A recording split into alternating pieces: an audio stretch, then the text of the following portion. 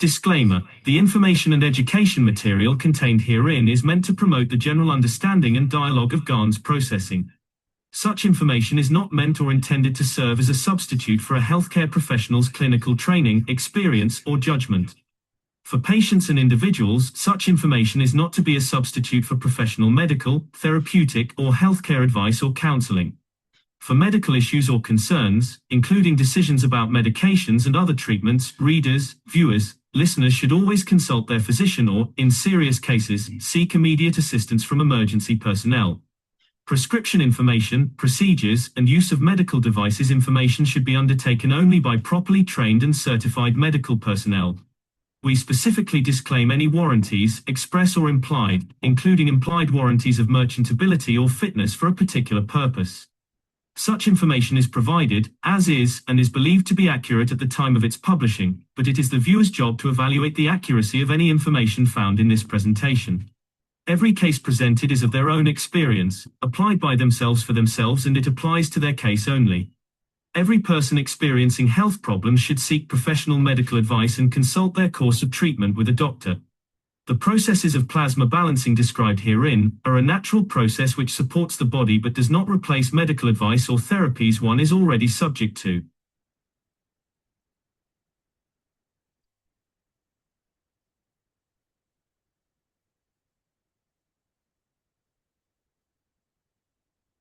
Forward to this computer. Hopefully it's well done. Okay, here we go. Thank you. Sorry for the interruption. Thank you, Alex. Glad you found what you needed. Yeah, I found the presentation. So thank you all for enjoying it. The good news is everyone had a little bit of an extended break, but you know, the conversation has been very, very heavy, and thank you very much, Mark, for everything that you've been doing. And I also want to thank all the panelists who have lingered here to make sure that this meeting is as strong as it is. We do broadcast all 6 continents. We probably broadcasted the 7th one as well. But the point is that things have radically changed. Things are moving ahead, and it's very appropriate that we have a long weekend now here in Canada. It's called the May 2-4 weekend. That's not the official term. That is just the generally accepted term in Canada. Very important excuse for our holiday. This is the Keshe Foundation Spaceship Institute Teachings on Plasma Science. We're discussing basic nanotech. And interestingly enough, we're talking about nanostars today. My name is Alexander. I am from Canada. It is May the 18th, 2025. And this is part of the Keshe Foundation North America Plasma Education Series. So I want to thank you again for being here, because we are in a new era, and everything up until now has been an old era. And what it's been trying to do is to impart knowledge that would reflect the new era. And it's always very difficult to do that because we're reluctant to leave our old behind. But we've had thousands of hours of teaching, and so now the onus has really fallen on our shoulders to not only bridge from the knowledge of the old technology to the new technology, but also to condense it in a more refined manner. And we have to understand that each of us has to do it in our own way. But we do have to have a basic understanding. So these classes are trying to distill the knowledge in such a way that are in more bite-sized pieces. But we have to move ahead.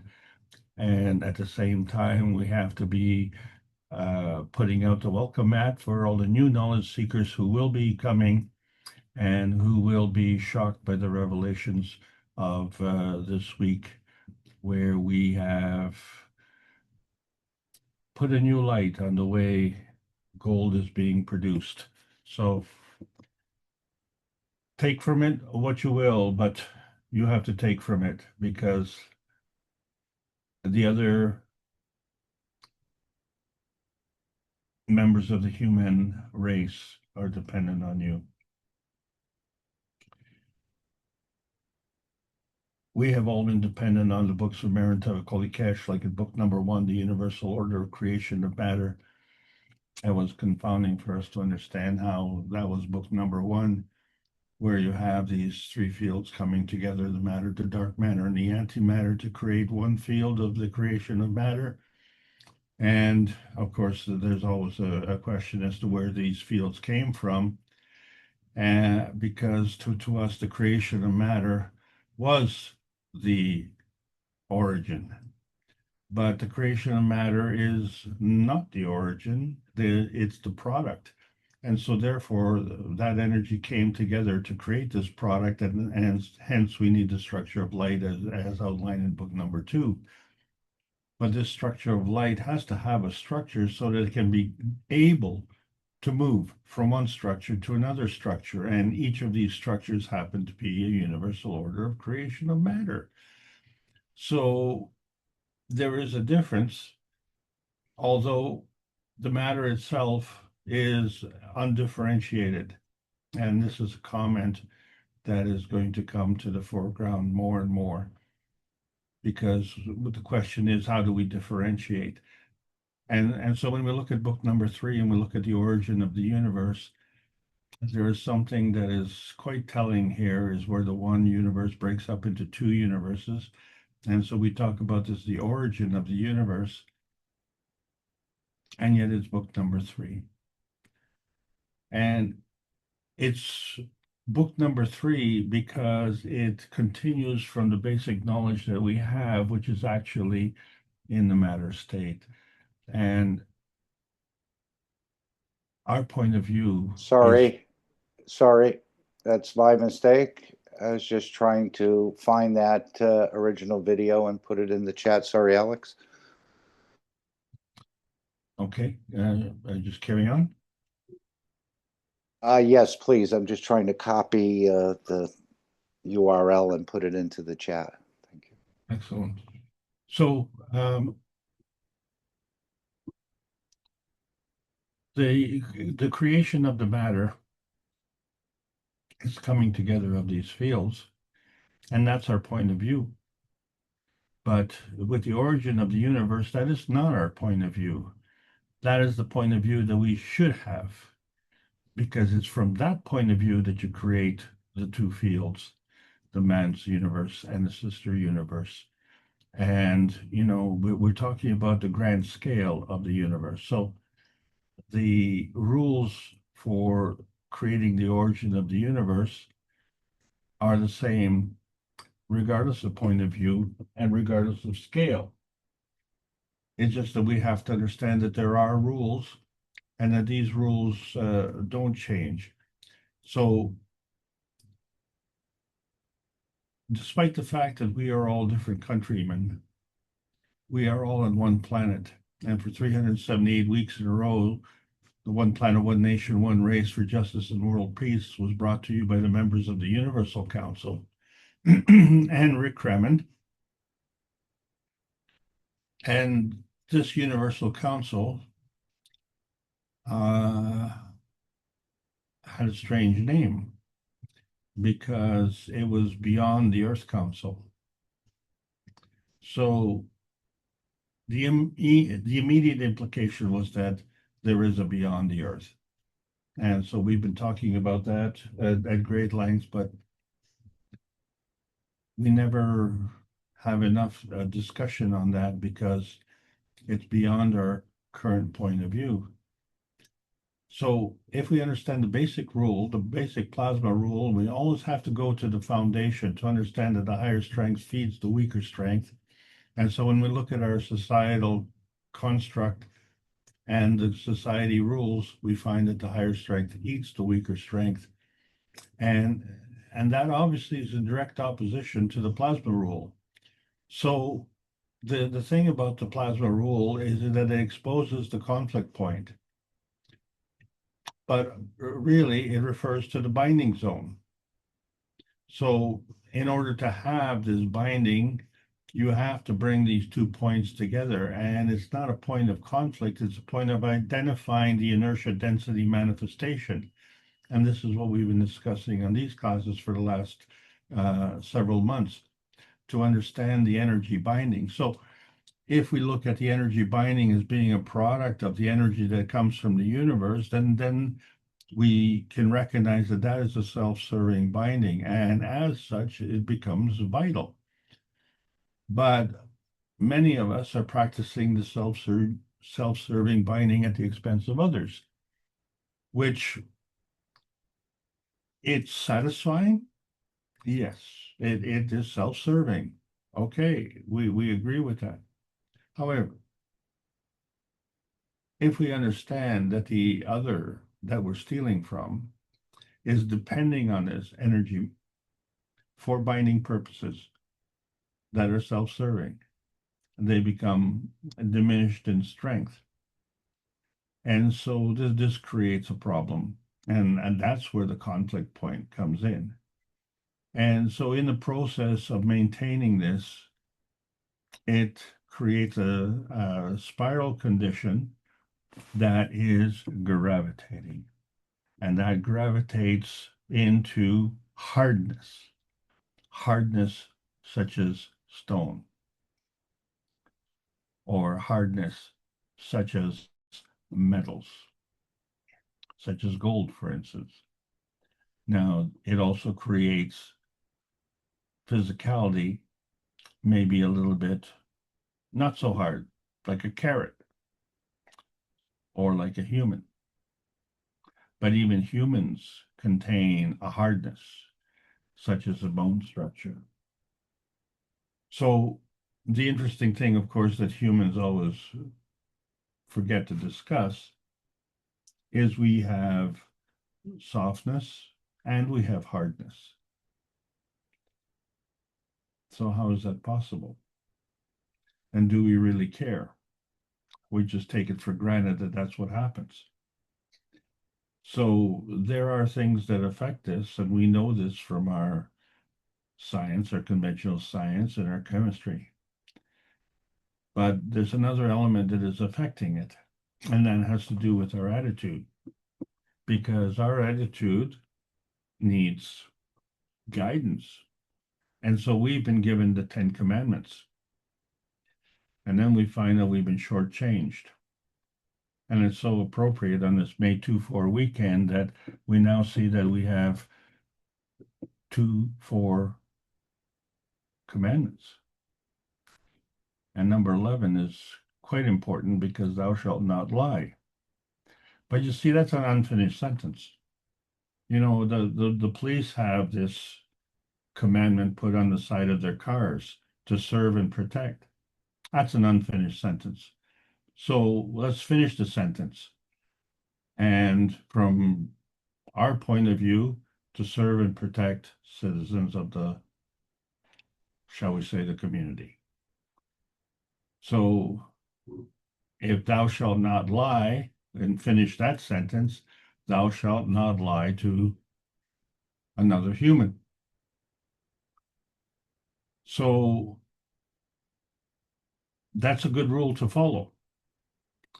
But it seems that some impose that rule so that we follow that rule, but there's no regulation for them to follow that rule.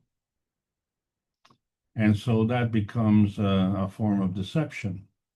In other words, a lie. But then there's another lie that is even worse, and that is when you lie to yourself. And so the question becomes, how can you lie to yourself? I mean, wouldn't you know that you're lying? But that is a problem. And now we come to another problem, because we are in a new era where the old technology is exposed to be old. In fact, it's been claimed to be obsolete. And obsolete because there's a new technology to replace it. So there's nothing wrong with that. There's no malicious act in that. But if we are going to live in denial, then we would have to lie to ourselves and say, staying with the old technology is better than moving to the new technology. So if that's the lie that you believe, then that is fine.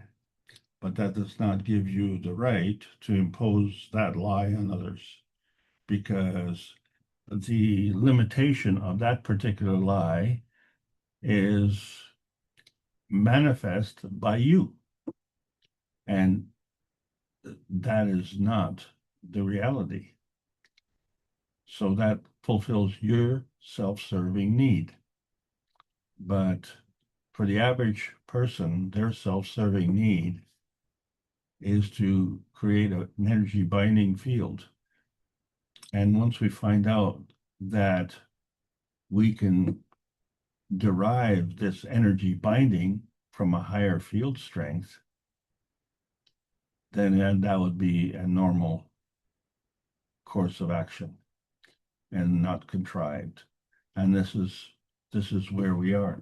And this becomes so important because it is at the basis of everything. So it's a lot of fun for us to play games. And one of the games, of course, that we play is poker. And of course, the game of poker involves lying. So who's the best liar becomes the winner. So that lying has to be done in physicality. So the 10 Commandments actually apply to the moral interpretation to manifest into physicality, so that we conduct ourselves according to that. And, I'm kind of jealous because there are no 10 commandments of the dogs, or 10 commandments for ants, or 10 commandments for mosquitoes. So there's no 10 commandments for corn either. But there are 10 commandments for man. So that puts us in a category where we are seriously deficient, aren't we? Because we need to be told. And so here we are looking for vitality enhancement. And that enhancement pertains both to physicality and the emotional strength. And so we have an option, to get regular enhancement. And one of those ways is to steal it from others. Or we have super, where we can draw the energy from the universe. But there is a gold standard, and that is still to be determined, because the vitality enhancement is something that's in the matter state. The plasma state already has this enhancement. So what is missing?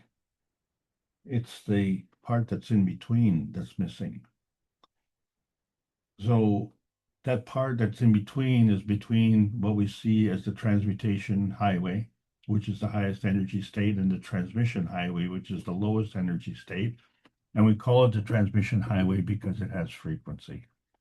It also has pressure and it has heat. And so the transmutation highway has none of those characteristics, but there is an intermediary highway, which is kind of the threshold between the two highways, and it involves carbon-14 and carbon-10, which is interesting because that comes out to a mass of carbon-24, which kind of coincides with the weekend that we're celebrating today. Oh, it also coincides with the 24 commandments. But then when we see that it requires two fields to come together, it means that there is an inertia product to create each field.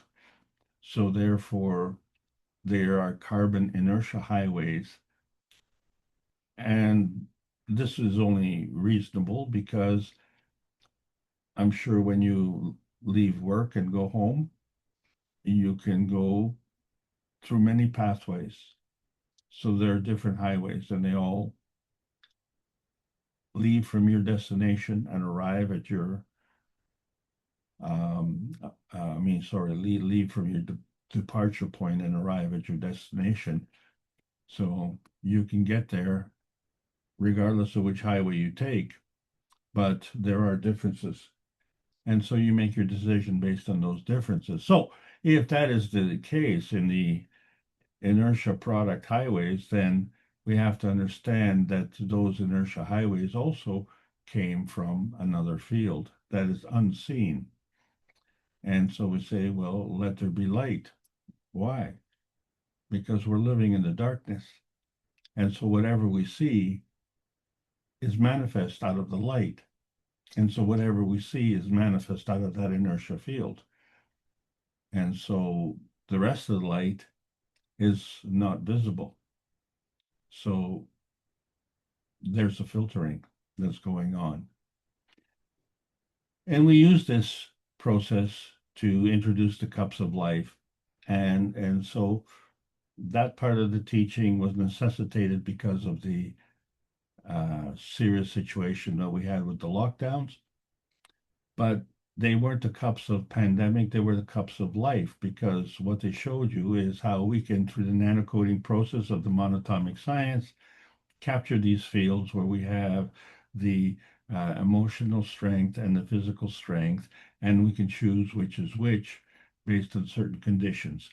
So we were able to create emotional GANs and the physical GANs, but we were able to create many other GANSs, and each of these was a radiance manifestation that was an inertia product, such as the CO2 GANs and the calcium GANs, zinc and copper, water, and amino acid GANs.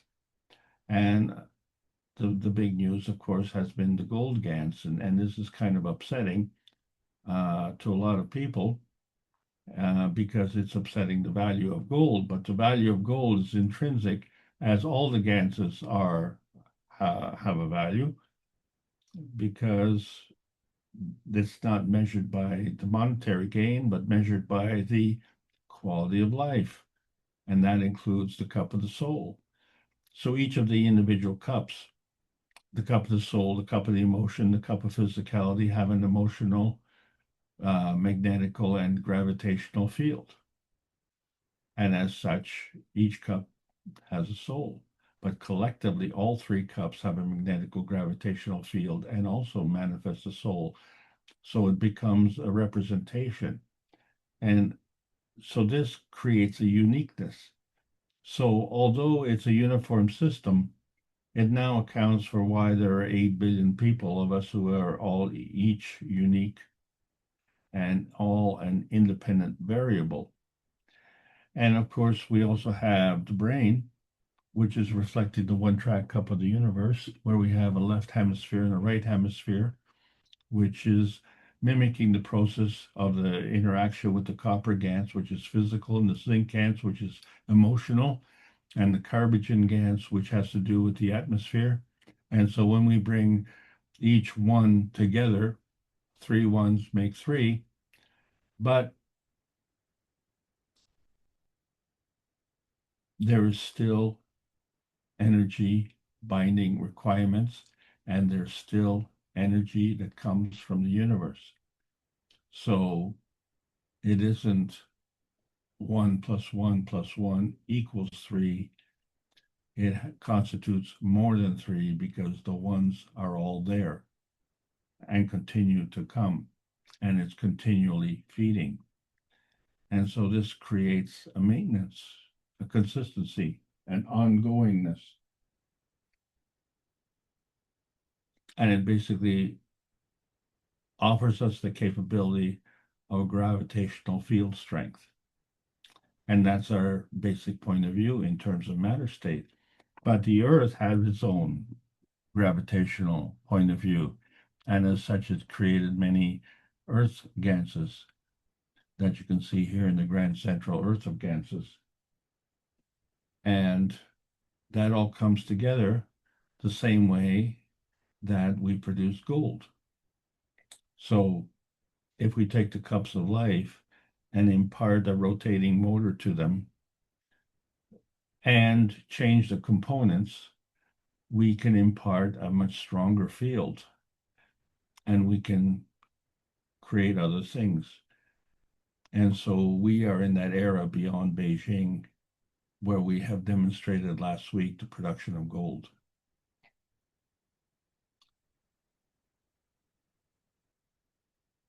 The problem, of course, is that this technology is obsolete. So for a lot of people, this is a monumental revelation. We have the ability to produce gold as a solid metal, but that technology is obsolete. So the cheers turn to jeers, and you wonder why. Because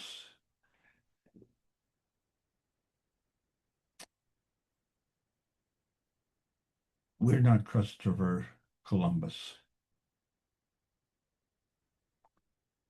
We didn't discover America. What we discovered is the people who discovered America before us. And so we know there's gold. We just didn't know where it came from. Now we have confirmation, and this changes the ball game, if you will. So we've been talking about angular density because it imparts a falling, and that falling comes as a result of the increased density. And through that increased density, there's also an increased pressure. It actually is increasing gravity. And so maybe we understand the dilemma of what we call the fallen angels and how it affects our auras. And in science, they say the angular momentum equals the moment of inertia times the angular velocity. And so it's nice to have an equation on that, but all that has to do is an equation of the transmission dimensions. It doesn't talk about the transition or the transmutation dimensions. So the transmission dimensions are inside the box, what we call old science. And in order to introduce the plasma science, we've been pursuing this basic nanotech research, and it's taken us out of the box.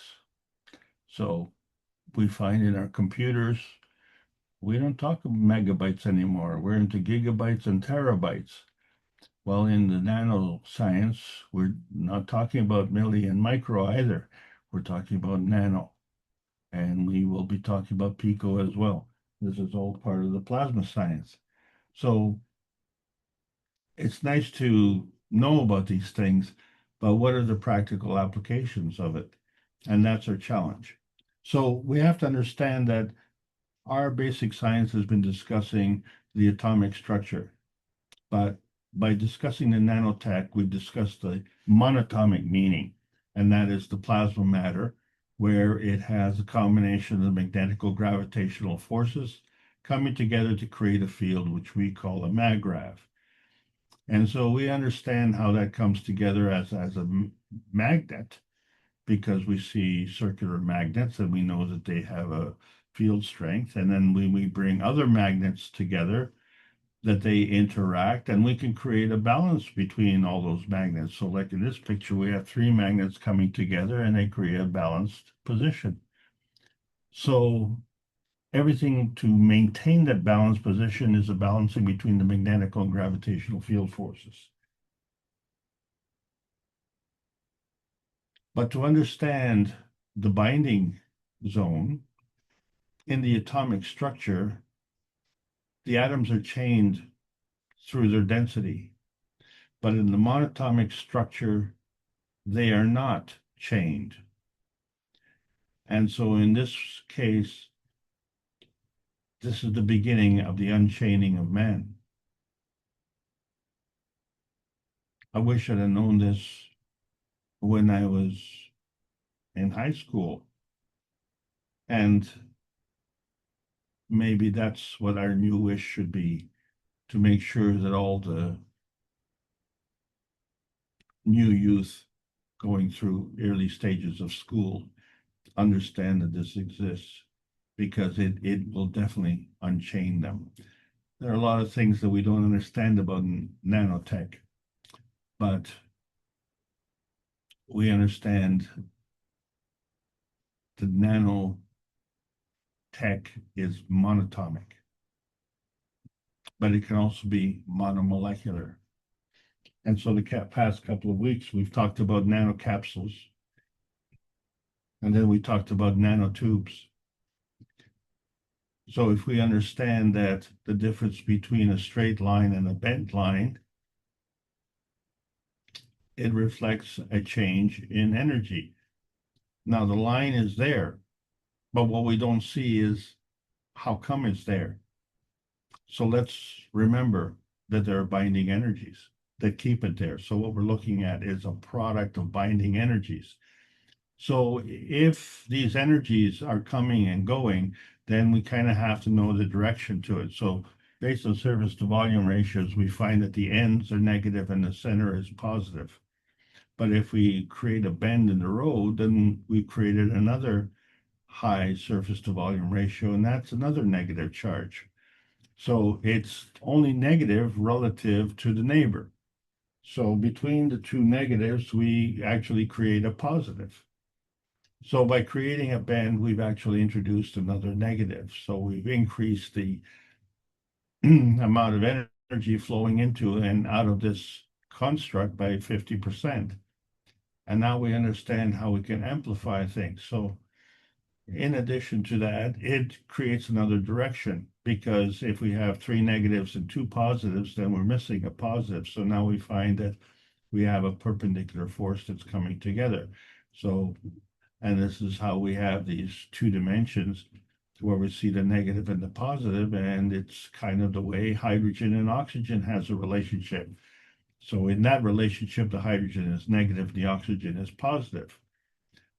But instead of just having pointy bends, if we just have a curve, and when you look at the human body, it consists of a lot of curves, and that's kind of what makes it beautiful. So every point on that curve is actually a negative charge, and so we have to understand that between those negative charge are positive charges.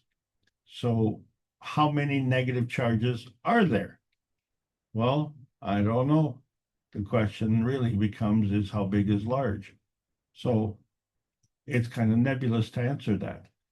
But when we see that the negative charges are imparted, so these nanocharges represent the charging and the discharging of energy.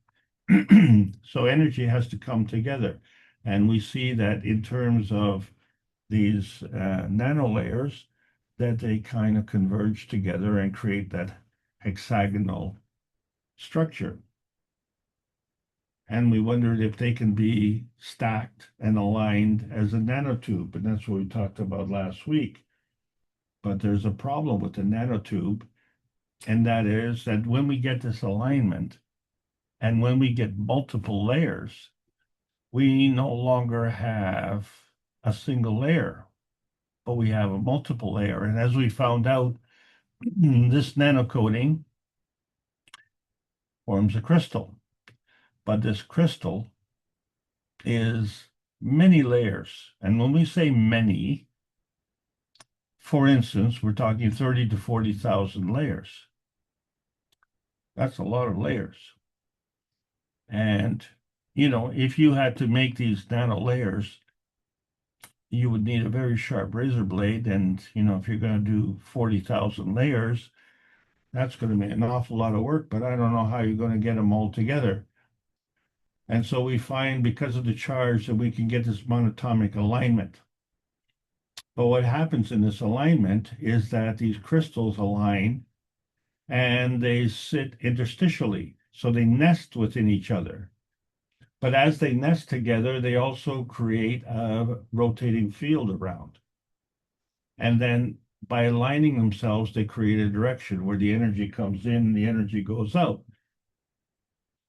But the whole concept of nanotube is lost here because we find that there are crystals that actually block these tubes. So when we look at the nanolayer stacking and we say, can they be aligned as a nanotube? But the nanocoating is like a diamond structure. So we see that the diamond structure actually closes the tubes. Because if you look in the center of each tube, and here you have one layer on top of another layer, and you say, well, there are pathways, but, you know, the straight pathways are blocked by another nanotube. Now, you could probably squeeze through a lot of these things, especially if you were nano-sized, but this is representing only 2 layers. What happens if you have 40,000 layers? Wow. Try and squeeze through that. So there seems to be a problem with the basic understanding of how we do the nanolayer stacking. And this becomes very important because when we're talking about a gradient charge, there is a NP junction, which is the negative positive junction. And so it creates a perpendicular momentum. So that perpendicular momentum goes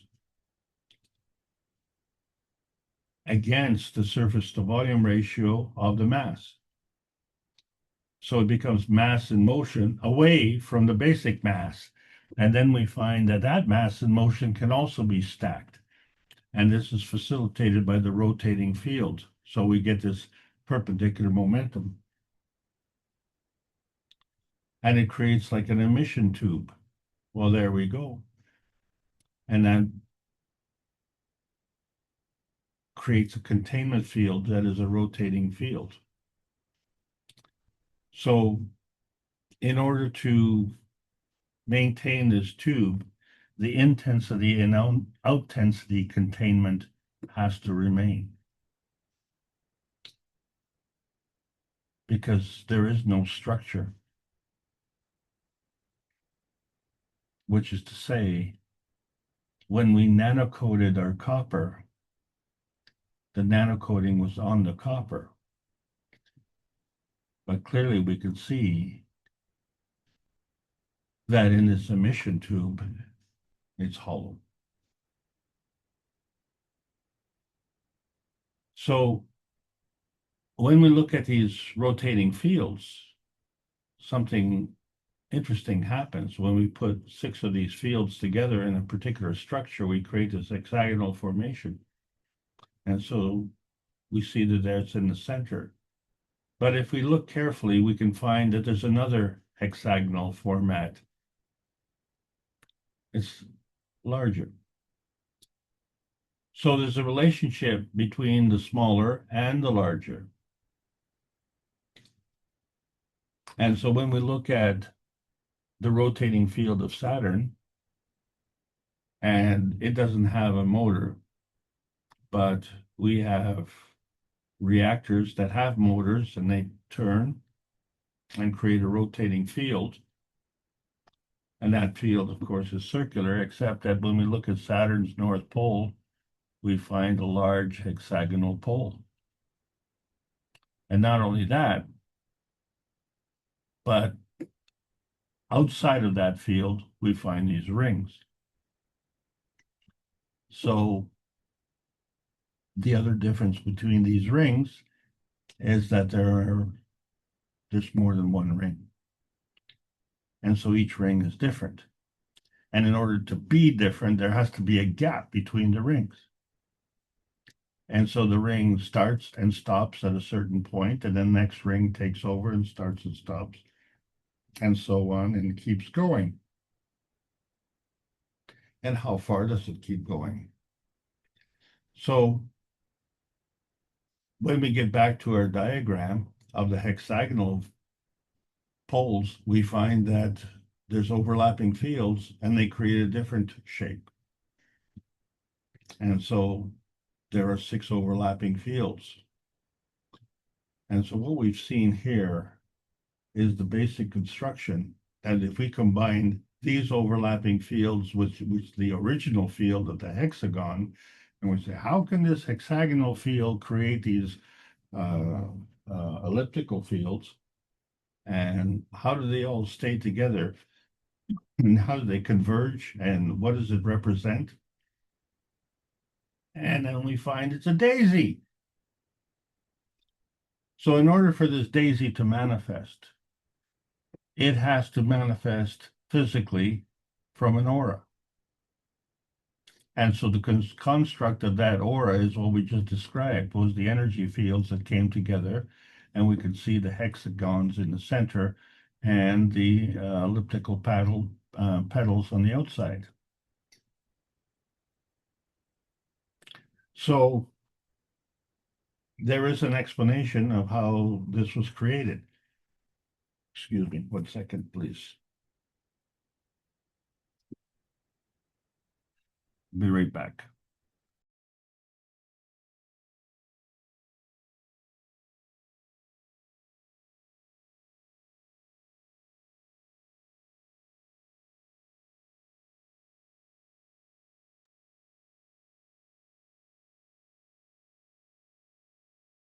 So I'm led to ask the next question is,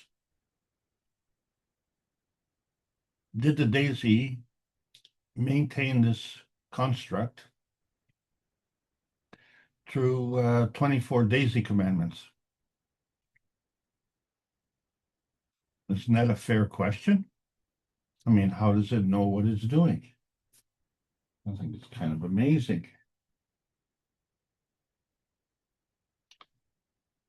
So we find that there are gaps between the nanoparticles, and these gaps create a positioning. So in 40,000 layers, there are millions of gaps because there's millions of nanoparticles. And so the relationship between the gap and the nano particle creates millions of magravs. So remember that maggrav is a combination of the magnetical gravitational field. And these fields, in order to maintain their position, they are dynamic plasmatic reactors.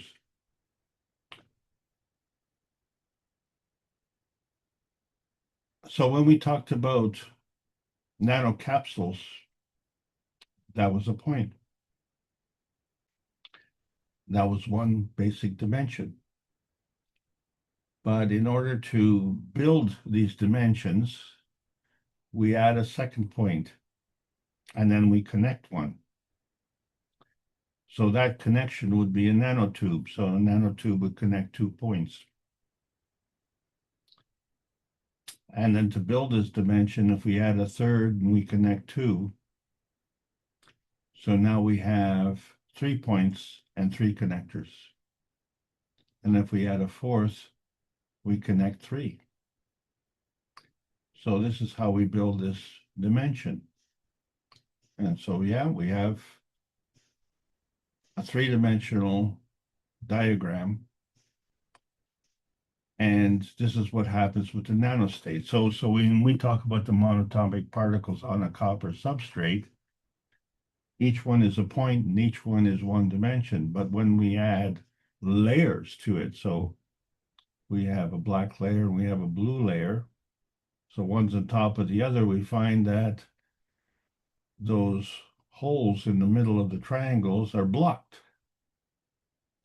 But when we put all those triangles together, they kind of create hexagonal formats. So we can create a variety of patterns. And so one of those patterns we had was graphene, which is a connection has 3 negative charges added together. Well, 3 negative charges versus 1 negative charge, then we know that the connectors are the negative charges, and 3 of them coming together will create a positive charge. And since all of that energy is converging, then the hole actually creates a low pressure opening. And so that's fine in the 2 dimensions. We could just slip through that opening, but it would be really nice if we could stack this up because, as we talked about last week, it would have been great for filtering water. But as we see with the nanostate star formations, when we look at the connections, we see that we can take 3 of the black points and connect to 1 blue. Or we can take 3 of the blue and connect to 1 black. Then you say, well, wait a second. We have to connect 3 on the bottom to 1 on the top. Well, who's to say which way is up?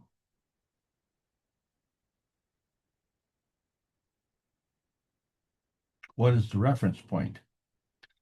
So actually, because there is no reference point, the only reference you have is to the neighbor. So if these monatomic star formations are to manifest, then there has to be a selection. So once we make the first selection of 4, then the next selection is no longer going to select those 4. It has to connect to others. And so it picks another 4, which means that the third connection can't pick any of the first 2, has to create separate. And so now you see how this connection moves. So they all stay together. And yet they are on different layers. And there are gaps. And so we see how things are working in the 3-dimensional state.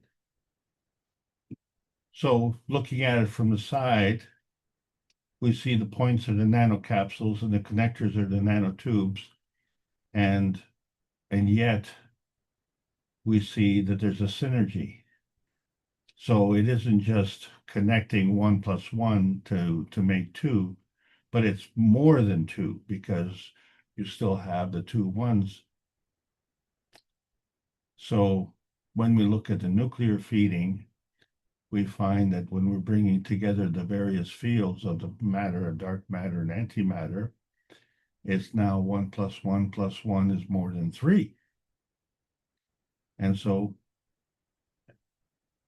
how does this structure get created? And why does it get created? And so if we take our 2 index fingers and put them face to face, we create the monatomic positioning of the x-axis. And if we were to take the left hand in this case and twist it 90 degrees, we introduce the y-axis. And we say, okay, well, there's a connection between the 2 points represented by each of the 2 fingers, except that one is along the x-axis and one is along the y-axis.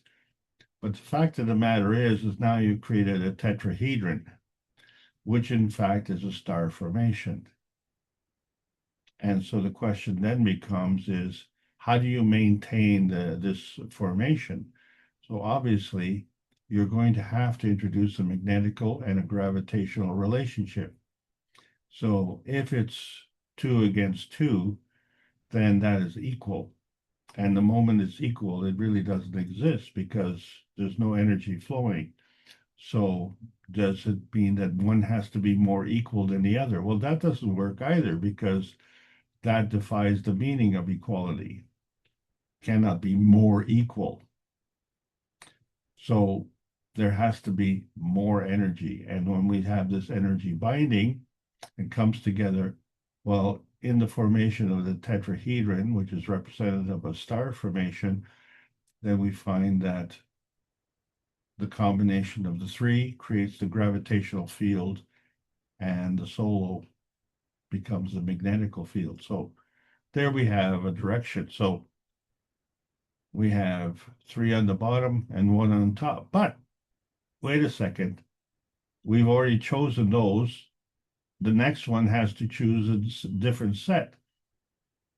But the 3 are no longer on the bottom, they're on the top, and the 1 is on the bottom. and yet they maintain their connection. So do we say, well, it's a negative connected to the positive, but there's also an energy flow that is created as a result of this connection, which we call synergy. So it isn't just the 1 + 1 + 1, but there's more. And we've created that. And so we find that a phenomenon happens when we get these nanostars together. We get a multiple monatomic energy flow. We call it a superconductor at room temperature. And so we don't care which way the star formation is pointing. We just care about the alignment. And so as they link up and they create this chain, but more than 3 in a chain is a polymer. And we are not polymers. We are organic, which means that we are amino nanostars. So we still maintain the multiple monatomic energy flow, and it's still done as a superconductor, and it is done at room temperature because we are at room temperature. But then when we find the amino acids and how they link up, we find that we have the carbon at the center and the hydrogens on the outside. But at the ends, we know the ends are negative, except that one, the methyl omega end, has 1 hydrogen. So that's negative. And the carboxyl delta end has an oxygen and a hydrogen combination and an extra oxygen. So by definition, that becomes positive. And so now we have a direction of flow. And it is thanks to this direction of flow that we can maintain this energy binding. And so that is the formation of proteins. So we find that the amino acids are the building blocks and 3 amino acids are the foundation. But a 4th amino acid now causes a folding over to make protein. And that's where the bending comes in. And so through that bending, the byproduct is water, H2O. And so once we've created this protein, then the amino acids keep getting added together. And once they achieve a 4th amino acid, they fold over again. And now we have 2 proteins. And so that continues. So when we look at the amino acid structure, and we say, well, wait a second, the hydrogen has a mass of 1 and the oxygen has a mass of 8. And, well, excuse me, the hydrogen has a mass of 1 and the oxygen has a mass of 16. But we number it according to protons. So hydrogen is 1, oxygen is 8, carbon is 6, and nitrogen is 7. And the combination together create this amino acid. But we find that the hydrogen is all by itself at the top, and the other 3 are combining at the bottom. So the hydrogen at the top is magnetical, and the 3 at the bottom create a gravitational field, which is a coming together. And so that creates the basic star formation. But let's forget about the mass differential. Let's just assume, as we did with the graphene, that every point was carbon. And so the convergence of the 3 in the gravitational field are actually 1 + 1 + 1. That's 3. And then we have the magnetical on top, and that's another 1. And then the combination of those gives us the direction of the star formation, right? So we see that if we assume that each one is a hydrogen, and we get these 4 hydrogens together, then we find that we have a star formation the same way. And if we understand that the basis of this star formation, and then each one is an inertia field, and so there's a coming together of the MAGRAV inertia fields, which are matter, dark matter, and antimatter, as shown in the universal order of creation of matter in book number 1.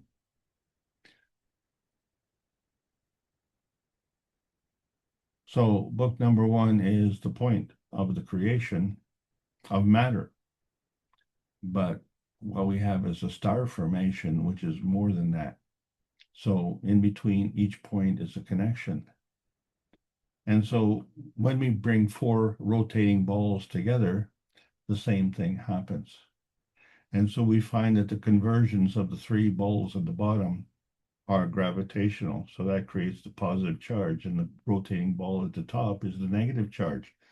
So we're saying in this particular picture that all the rotating balls have the same material inside.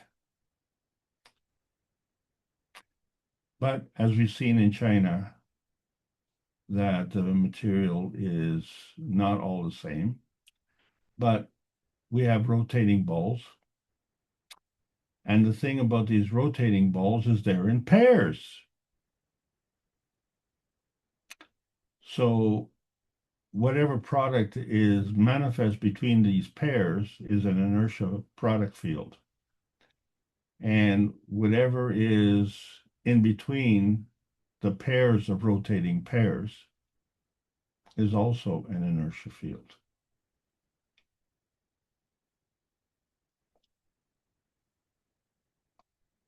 So now we understand the nature of the dynamic reactors. But furthermore, we create a convergence of all of these fields together. And we create a plasma field in the center. But that's not the only thing that we create. What is important to understand is that each pair of reactors is creating something in a plasmatic state. And so now we have the proposition of 4 plasmatic matter states interacting.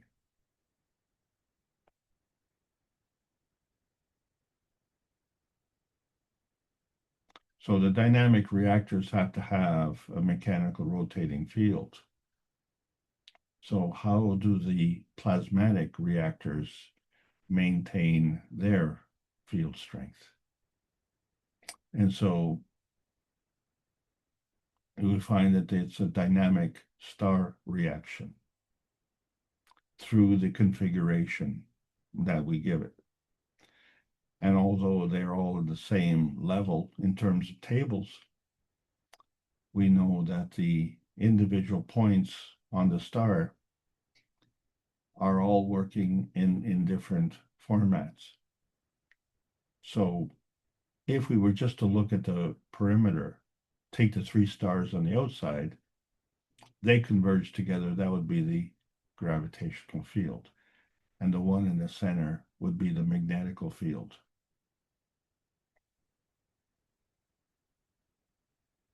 And so you have your dynamic star reactors, and then everything else that is coming together is coming together like the rings of Saturn. And we can't see the rings in this case, but we can see the residue. So that residue is there because of the dynamic plasma that we can't see, and that is gravitational in its essence. But within the dynamic plasma reactors, there's an interesting thing, because inside these rotating balls, we have ganses. And so these ganses are all part of the physical part of matter state, the small m matter state. But if we look at the rotating dynamic reactors, we have the plasma state and the dynamic plasma state. But let's understand that these are all in the capital M matter state field. So because the capital M matter state is of a plasmatic nature and has a higher field strength, they are gravitational. And the lower field strength is magnetical. That is the primary flow. But in order to maintain the reactor, all still have to be in operation. So the energy is coming and going, but overall there is a net direction where the higher energy feeds the lower energy, and in that process we have energy in motion. So the core component is where the base is gravitational and the magnetical is the peak. And it's in a star formation, that's a star component. So that's just in the point form. But if we have an opposing field, then it would be upside down, you could say. But because it's an opposing field, if you could have them linked together, but then if you put another field next to it, you would have a problem. And we discussed that last week. So how do you link them across? So the way you link them across is that you have to have these opposing fields together.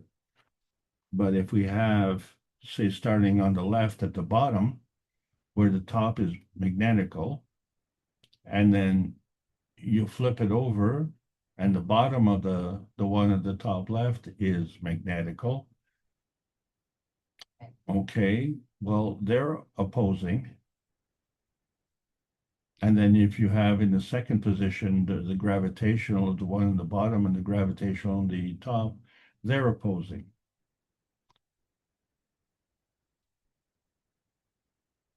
But if we take the star formation from point number 1 to point number 2, there is a connection. And it's working because opposite charges attract.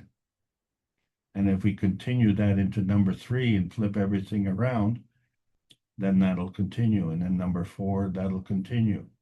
So we can get those two chains going together. So this is where, when we look at these tornado tubes like we did last week, because of the charge, we find that tornadoes act alone. Now, there could be a bunch of tornadoes coming in selection, but we generally don't see all these tornadoes coming together, except for the fact that when 3 rotating fields come together, they create one. And so anytime that you start to see cloud formations of 3 rotating clouds in close proximity, that is the beginning of the manifestation of a tornado. But we all know that the higher up that tornado is, it's wider at the top where it's less dense, and it's narrow at the bottom because that's more dense. So this is how it accounts for the curvature of the planet. So these tornadoes cannot come together because of this folding apparatus. But if you wanted to account for the curvature of the planet, then you have to impose a charge. And so if you look at each tornado as being an inertia product, you can see how there's a gravitational point at the top and a magnetical point at the bottom.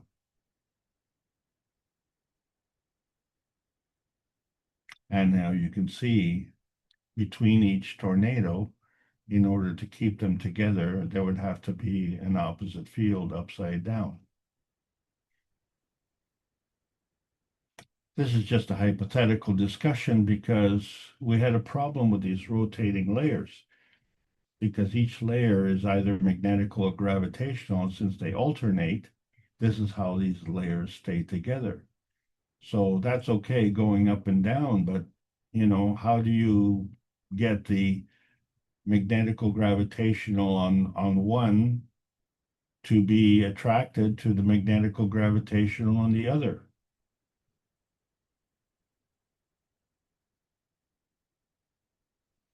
So going vertically, you have opposite charges that attract, but going horizontally, it's not working. So you have this rotating layer, and something is not working here, and it's not working. So we have to understand why we're the four-wheelers of creation, because all of these fields are in rotation. And so what we've seen is the manifestation of the natural creation interacting with the natural decay. And so in that process, we created the black powder. But that energy came together from another source. And so there was a natural decay balanced off by the natural creation. So on the one hand, we created energy, and on the other hand, we created an inertia field, which is to say, as in book number 1, the inertia field was the creation of matter, and book number 3 was the origin of the universe. And there's a bonding factor. And if we don't understand it, then we have to fudge that. But that's the inertia bonding factor. And now we've seen it in Beijing. We've seen how the black powder came from the thin air. It's the same process where one breaks up into two and the one gets created from two. But not just two, but in a star formation. In other words, we create a star matrix. So now we are able to link up across from left to right. And we have layers. But we still haven't resolved the problem with the layers because we have like poles and like poles repel. So the like negative poles will repel and the like positive poles will repel. So we've resolved one issue, but we've created a new issue. So it's this bonding factor. There has to be a bonding factor to keep the layers together.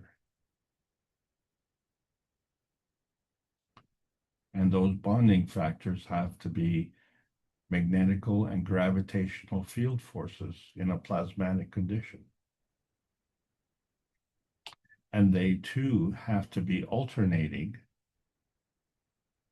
in order to be able to link up left to right. So now we have facilitated the star matrix bonding vertically and horizontally. And if we continue building on this, we will get the complete star formation. And so we can layer the stars and stack them. And we see that there are connector intermediaries. And these intermediaries are the valence bonding attributes, which we call covalent, trivalent, and tetravalent. And so we see how the layers are nesting within each other.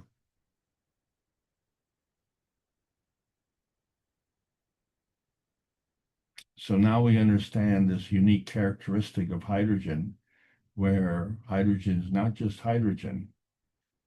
It is, as a molecule, it's kept together with a covalent bond.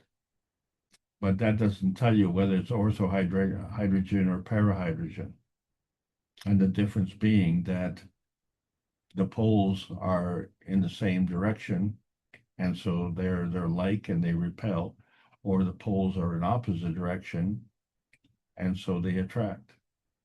But since there's poles on both sides, the bond is always in a straight line. So as soon as we take that straight line out, by removing a hydrogen, if you will, we start to get to the curvature.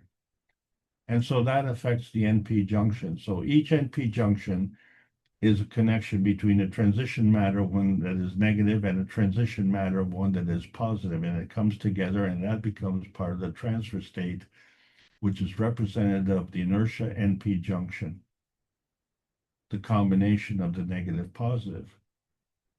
Now we have a field strength, and depending on its position, it will either display its negative characteristic or its positive characteristic, because in this particular point, it is undifferentiated.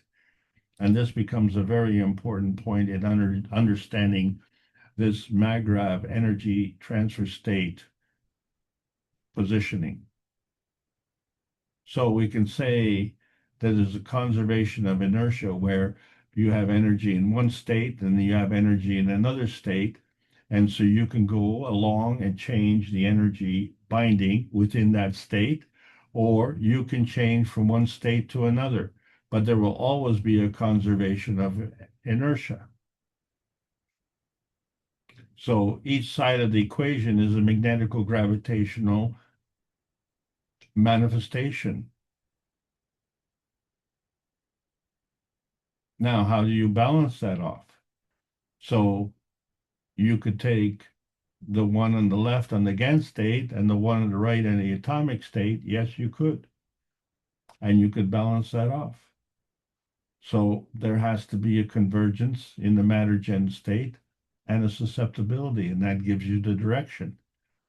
And so either it is going to increase or decrease, or it will do neither and maintain its catalytic condition. And so when we look at the sun, we find that the sun is giving its energy every day. And in order to do that, it has to absorb energy from the universe every day. And so it continues to do that without getting consumed. So it becomes catalytic. How does that affect us in practical terms? What do you do that burns up your energy? And what do you do to supplement? You know, if it's all right for you to lie, cheat, steal, and kill, then your neighbor has the same rules, doesn't it? So you become susceptible to those same rules. So how do you protect yourself from that? So you become stronger to defend yourself.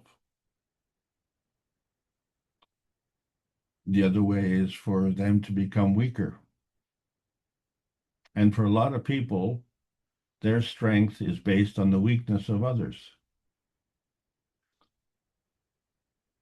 So they are satisfied in being the lowest common denominator.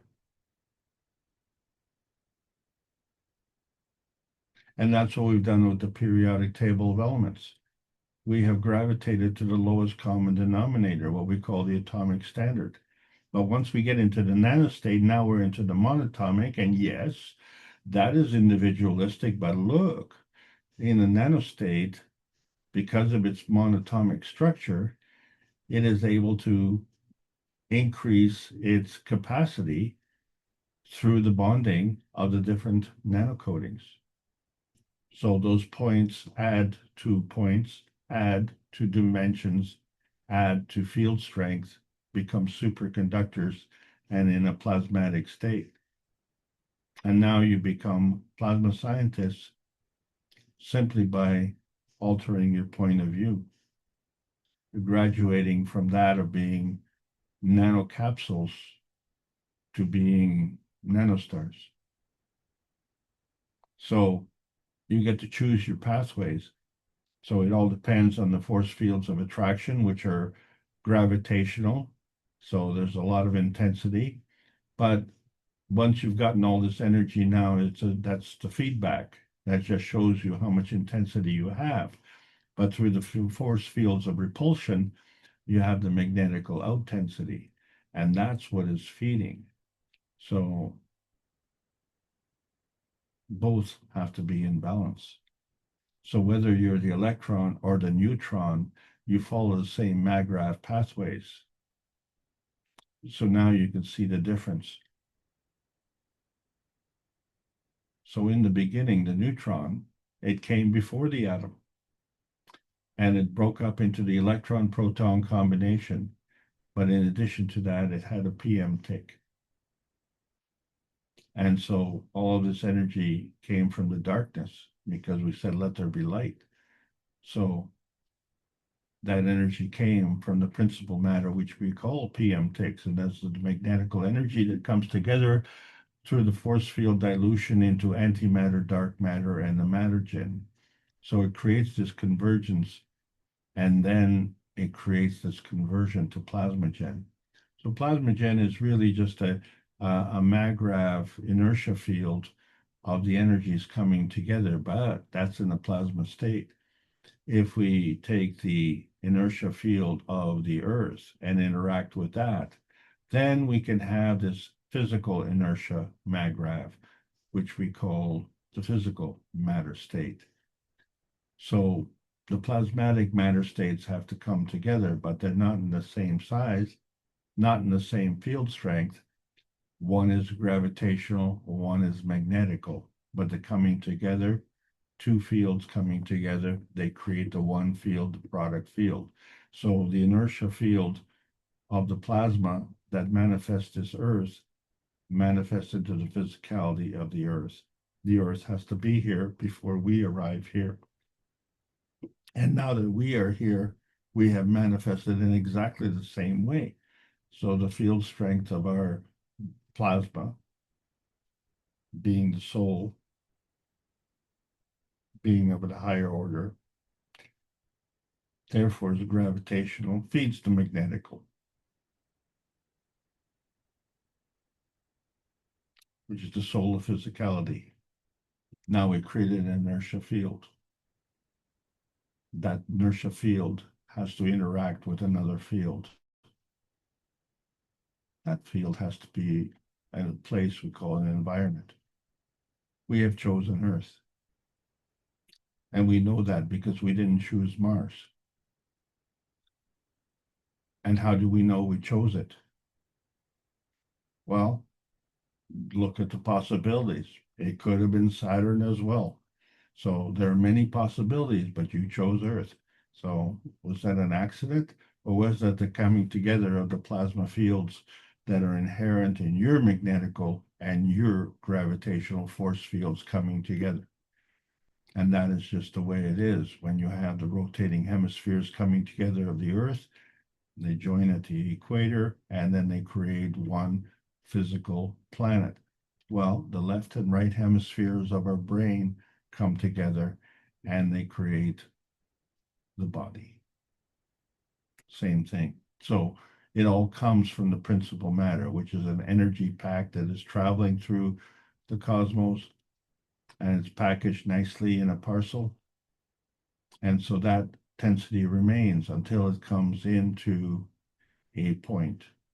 And at that point, it has to decide, is it going to be absorbed or is it going to bounce off? And it's all going to depend on the magnetical gravitational force fields that it encounters. And then if it does encounter and if it does get absorbed, at what level will it be absorbed? Because there are many layers. And how do we determine all of these layers? Well, it's based on density. So the greater the energy, the higher the density. So this is how we determine the layers. And so we see that the physical matter state is part of the matter plasma dimension, but the plasmatic matter state is also part of the matter plasma dimension. It's just that one you can touch and the other you can't touch. So either way, this is from our point of view. And so the whole universe is from our point of view, and our point of view is feedback dominant. This is what has to change. We have to flip things around. So if we say that the hydrogen is negative, and yet we have a gravitational confirmation that hydrogen is here because it has an emission spectrum, it tells us the color that it is, and it's arrived here on Earth. So this is the gravitational tracking. So wait a second, if the hydrogen is magnetical, how can we now be confirmed to be gravitational? Well, it's part of the water. It's part of the universal solvent. And it has this bond inherent bond with oxygen, and it becomes water. And it creates a surface tension. It's a round maggrav. So we find that the oxygen is also gravitational. And it has an emission spectrum that comes from the light. But when you compare the oxygen to the hydrogen, then we see, based on the density, that the oxygen is gravitational and the hydrogen is magnetical. And yet, within the atmosphere of the Earth, within the plasma field of the Earth environment, both are tracked gravitationally. So we find that as we move along through these multiple layers, in order to keep moving along, it's a spiral field. And so we keep moving around, but we keep making progress. And then what is our position within that roundness? And we see that there are multiple layers. And in the universe, it's undifferentiated. But on the planet, we have multiple spheres and they overlap. And so not only do the magnetical fields overlap, but the gravitational fields overlap. And it goes right to the core. And once we have these overlapping gravitational fields in the core and these overlapping fields in the magnetical periphery, each of them creates a maggrav condition. So now we understand the overlapping captured fields and how they can move. And so, as we've said before, they can increase, they can decrease, or they can become catalytic. And so here we are as a humanity, we are definitely not catalytic because we continue to steal from others and we continue to lie. And so now we understand the meaning of Goldfinger because we're number one. And we can manifest to gold. Well, if we can manifest to gold, then that makes us a plasma reactor. So why are we feedback dominant? We have to accept the reality. We are part of the Peace Dome reactor. And isn't it interesting that the Peace Dome reactor, which we haven't talked about, actually offers shielding, because these two rotating dynamic reactors do not contain water and therefore do not produce gold. In fact, they are able to stop all the energy fields coming together. And so now we know how the humanity can set up an inertia shielding, a shielding from hostiles and from aggression, from environmental harm, from fear-mongering,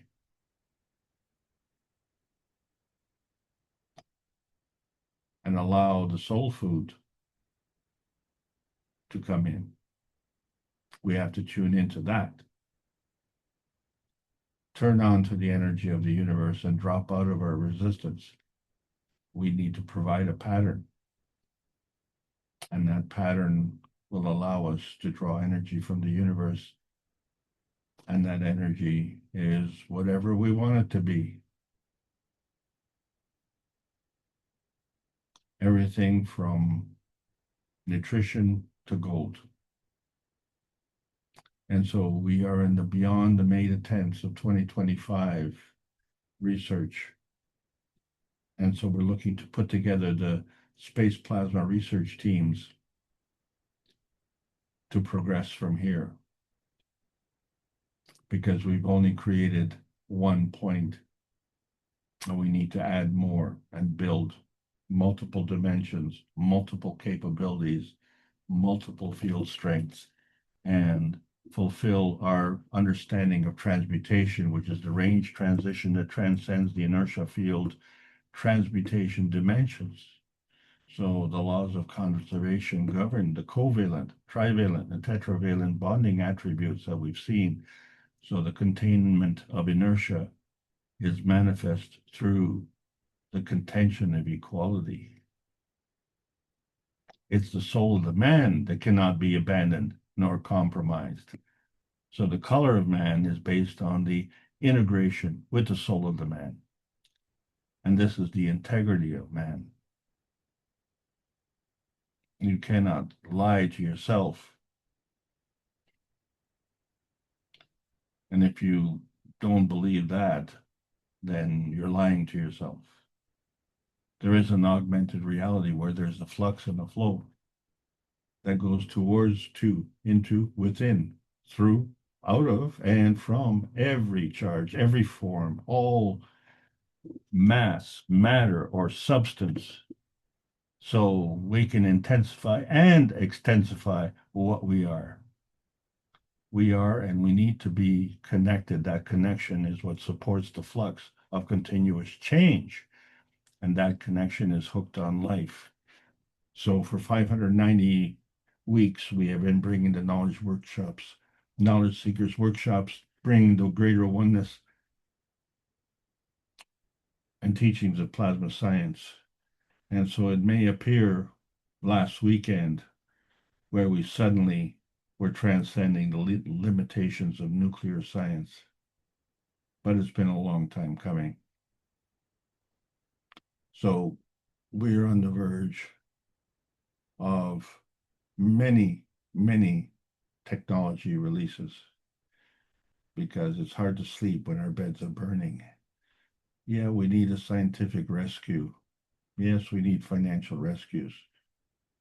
We need political rescues. But the most important thing is we need a preservation rescue.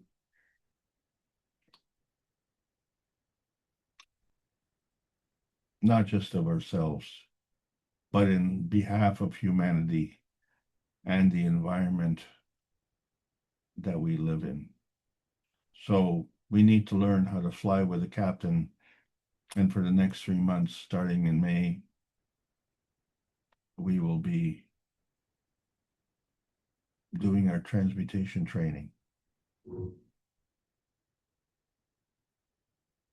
You're all welcome to understand how the energy flows, the convergence of energy to create matter, and the divergence of energy to create the universe. And what is your position in there? And it's a two-way street. So the structure of the light allows you to go back and forth. And now you can make choices. Do you ignore the change in the paradigm, or do you become the paradigm changer? Because there are many points on the field strength of the dove that bring us the pH of peace.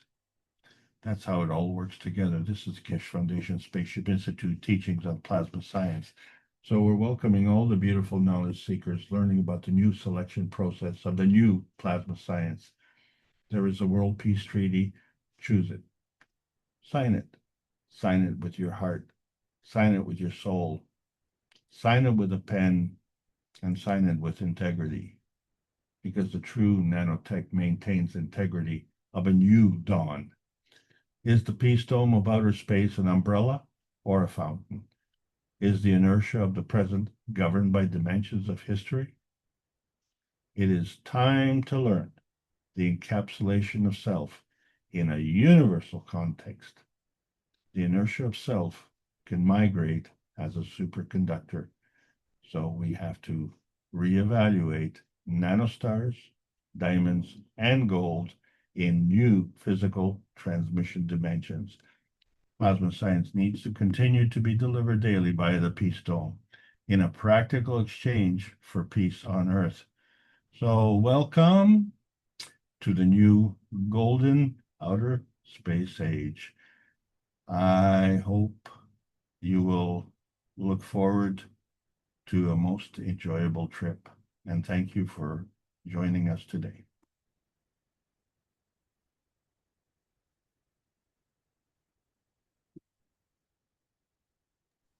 Amazing presentation.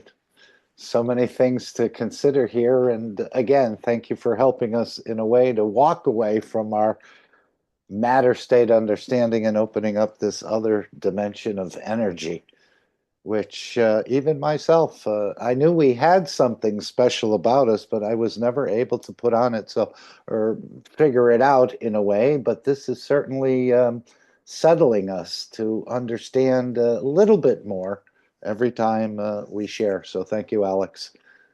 And now let's see if any of the participants would like to raise a question or make a comment or explain something or ask Alex to re-explain something.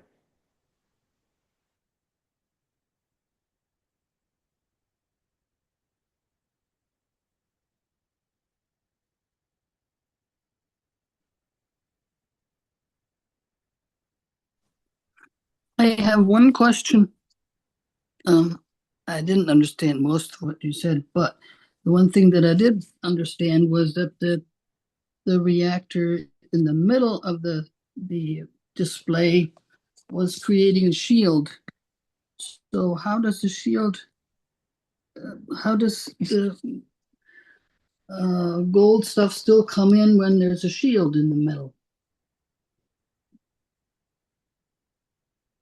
Oh, that is such an important question. And I think we have to understand that if the attraction of the matter state is the coming together of the magnetical field forces. So let's say, for instance, when we let's go back. Let's go back.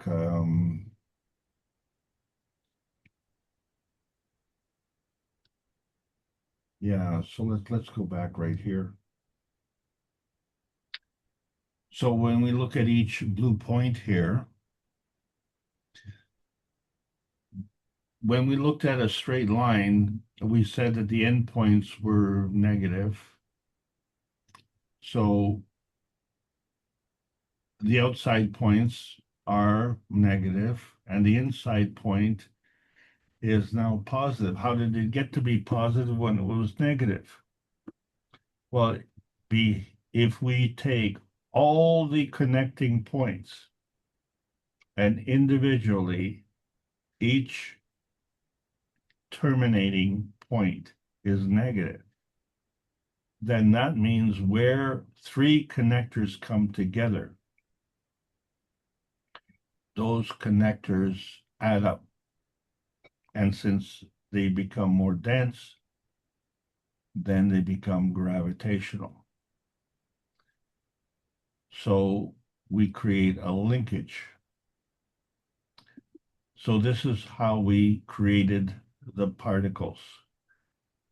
We brought these fields together, they became more dense, and then we created the particles. Now, if we flip the poles around and we put the gravitational on the outside, then we will absorb all that energy on the outside and none will get in the inside. So the outside would be a shield, preserving what's on the inside. So if we take all those terminators that are on the outside and we bring them into contact with another field that is opposite, then the gravitational is on the outside and the magnetical is on the inside.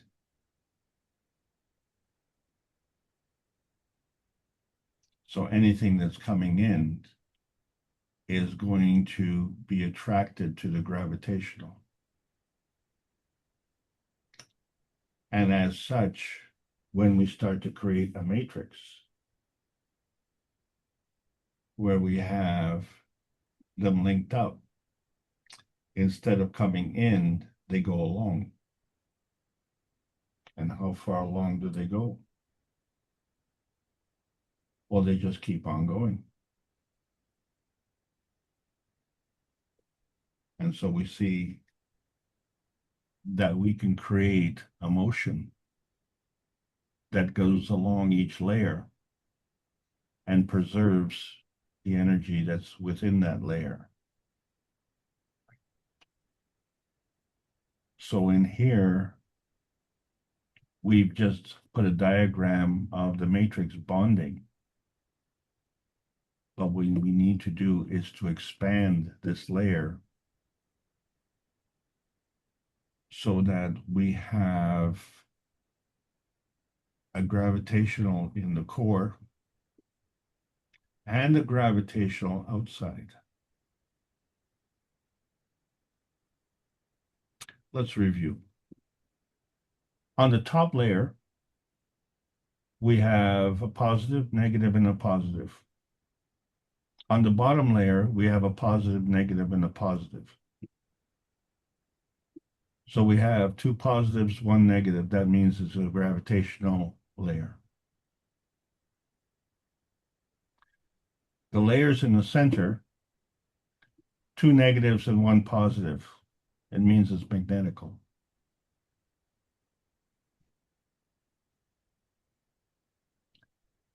So therefore, energy coming in is going to gravitate to the gravitational layer and shield and preserve the core. So this is precisely what the Earth does. This is precisely what you do within the Earth. This is precisely what the sun does. You are able to maintain your bonding. You are maintaining your conformity. However, it is of a certain field strength that is susceptible. So if we change the environment, we can change our susceptibility. However, if we operate at the highest level, then we become immune to that. And that immunity takes us right back to how the universe was created. And so it takes us right to the beginning. And what do we say?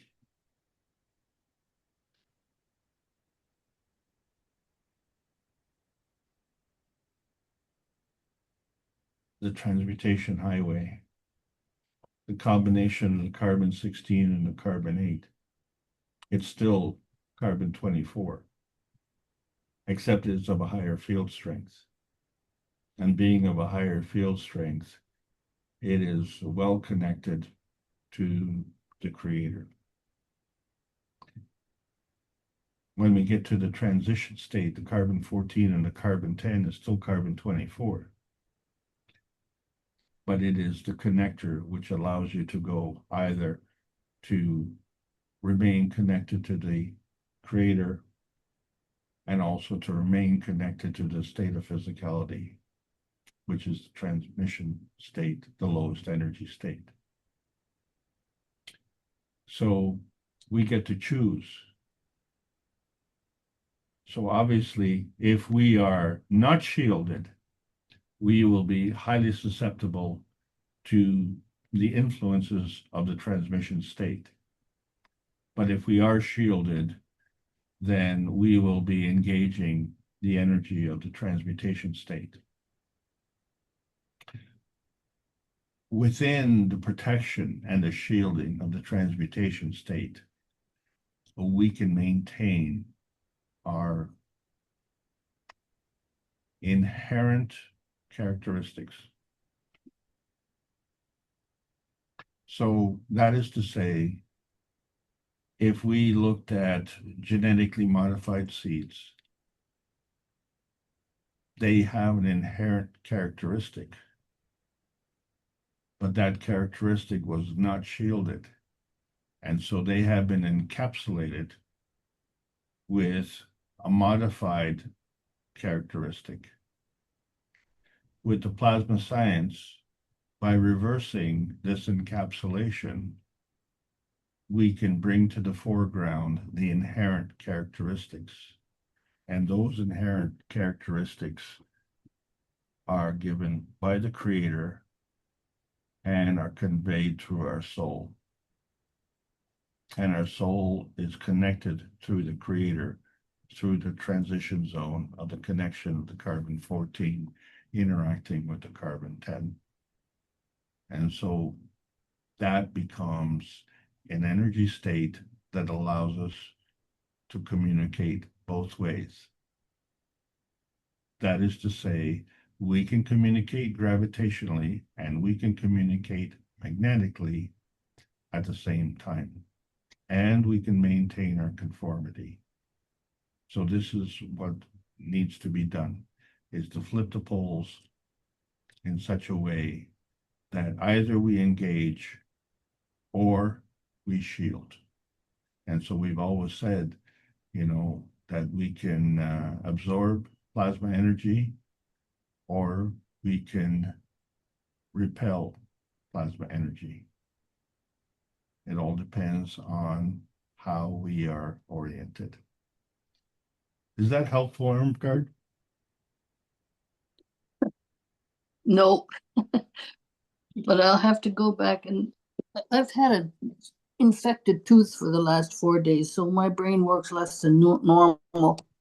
So I'll have to listen to it again and see what I can get from it. Okay, so that Thank tooth you. is a gravitational thing. It's absorbing a lot of energy, right? And it's disrupting your it is disrupting your energy flow. Sure does. Right. So if you were to look at your aura, you will find that your aura that goes around the body would be flowing until it gets to that point where it has the toothache. At that particular point, that energy becomes binding, seriously binding.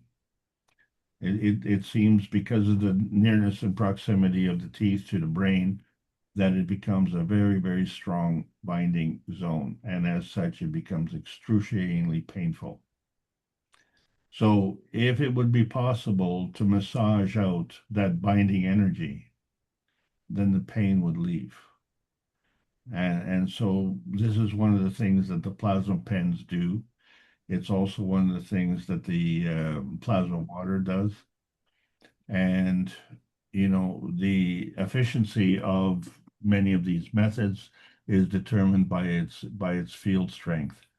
And so what you're talking about now is the necessity of having practical plasmatic applications, because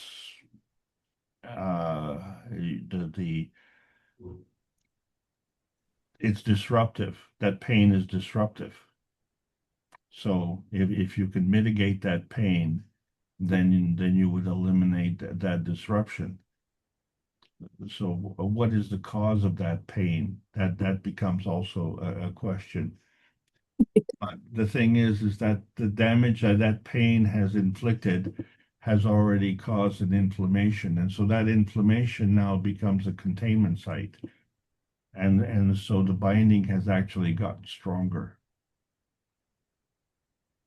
So that is the dilemma, and whether it is a toothache or whether it's a heartache or whether it's a wound from exploding grenade or a cluster bomb, they all are manifest the same way, and they come from a gravitational point, and so it manifests into our energy state. So the healing part of it involves a reversal of magnetic and gravitational fields. If we don't have enough, then a supplementation has to be done. And this is where the new plasma science is becoming mandatory, because there are a few people who were celebrating, let's say in England, there was a soccer team that won the FA Cup, and they had a marvelous night of celebration. And yet there are thousands of people who are dying around the planet, either from war or from starvation or from some other kind of abuse. So it all depends on your placement, your position, your point of view, and with the transmutation training, we're going to be able to do more. But right now, what's necessary on the table is to alleviate the pain of the humanity. That's our objective. And in that process, we will become free, because that's the greatest source of our pain.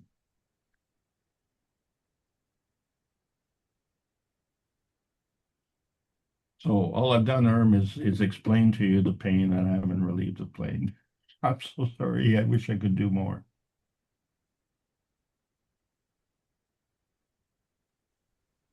Thank you, Erm. Good question. Anyone else have a thought or a question they'd like to bring up? Erm, if you're not going to speak, I'll mute your mic for you. Thank you. Anyone else have a thought or a question?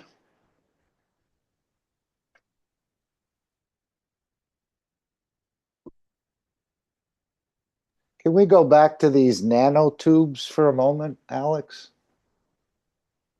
Sure. We're talking about, again, are you really referring to physical type tubes?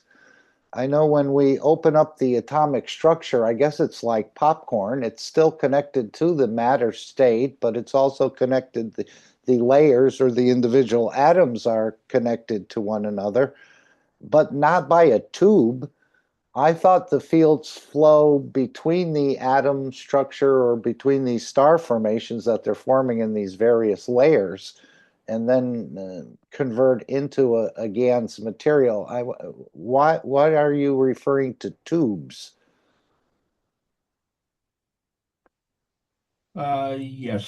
So when we look at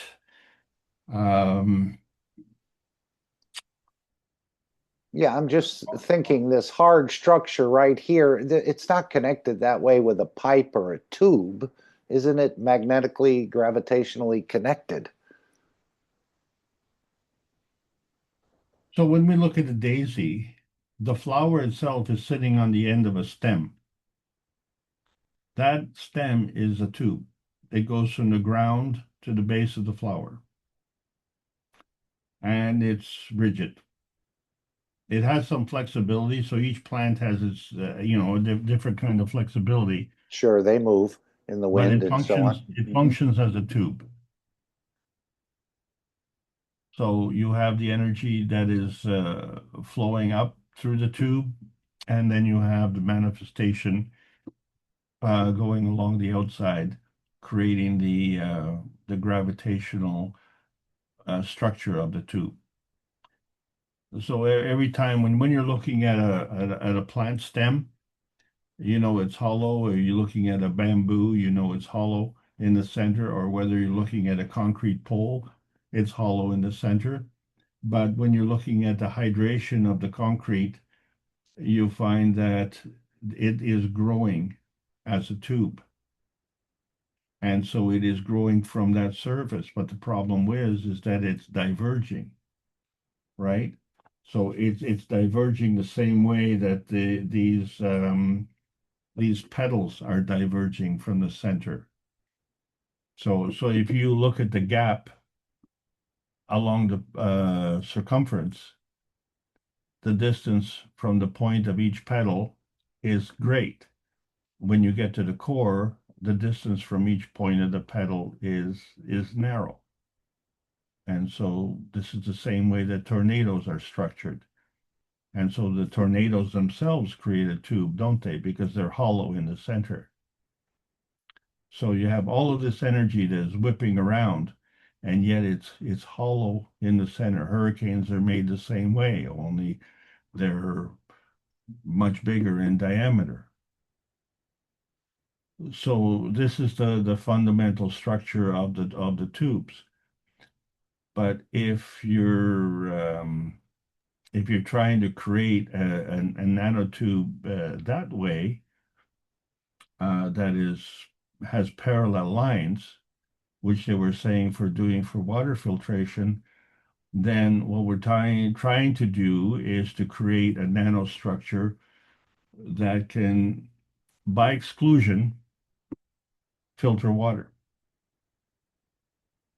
But since we find that these tubes are actually cones, like an ice cream cone, right?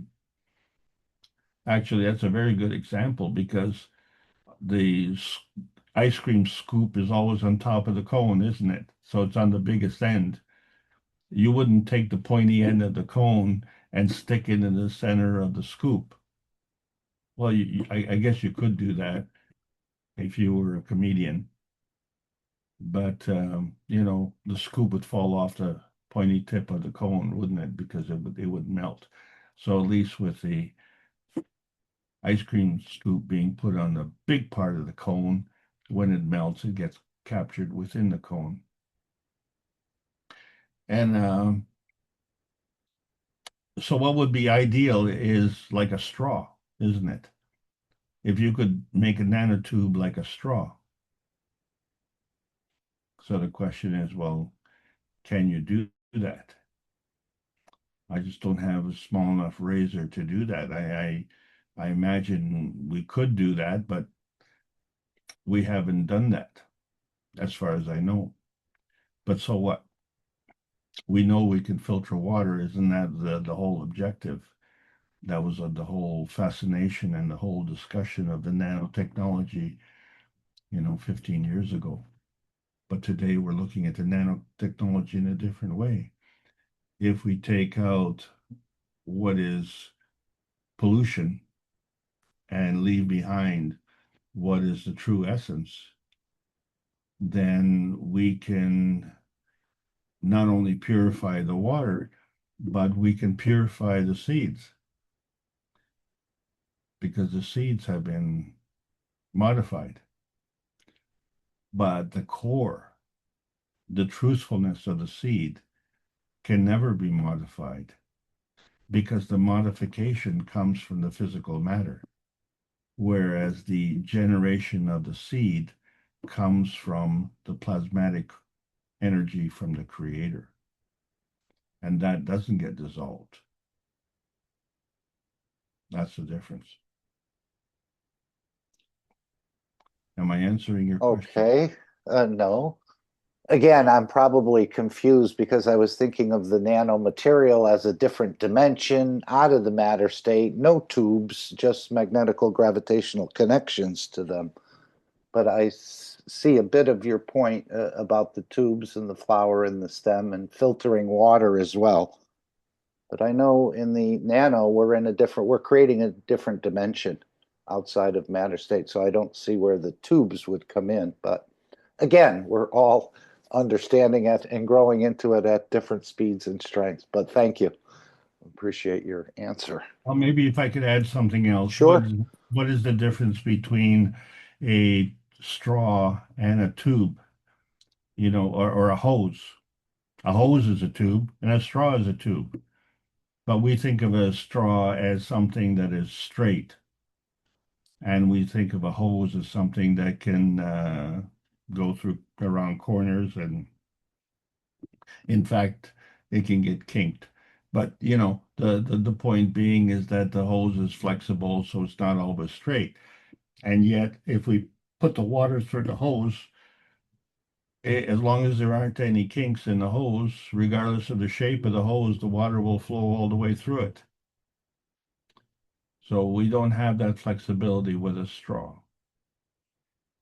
Yeah, no, and you raised a very good point about all the tubes and curves and channels that we have within our own structure in this vacuum condition. So it's an immense change in understanding, or we're going much deeper into our creation. So thank you for pointing that out as well.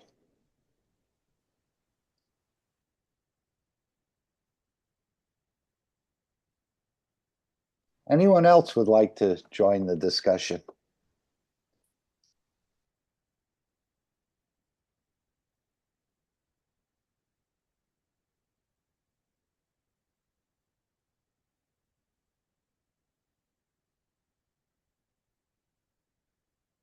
So, Mark, let me just thank all the panelists for allowing me to continue to present. I hope you're enjoying these sessions, and I hope they're contributing beneficially to your knowledge.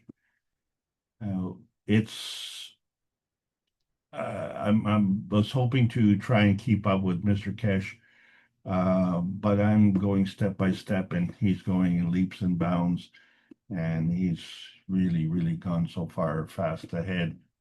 But we're trying to keep up with the Knowledge Seekers workshops Sure. every week.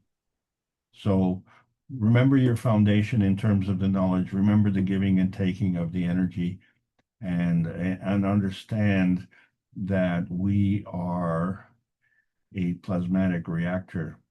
So it is us who touched the black powder that created the gold. So that means what we have within us, in our true nature, is we have the conditions for creating a physical inertia field. That's what we have to understand. It seemed to work with everyone who touched it, didn't it? Sure, and I'm sure there might have been some nasty people there, and it would have worked for them as well. And for them, it's going to be a harsh reality, because what they will see is the truth. And so either they're going to be confronted, they're going to have to believe the truth, or they're going to have to believe their lies. And so each and every one of us is going to go through that. What is not up for discussion anymore is this possible? It was on plain display, and you can hide it, you can censor it, you can disavow it, but you know what? It happened. And we are all witnesses to that. And when you are the witness, you are a witness to the truth.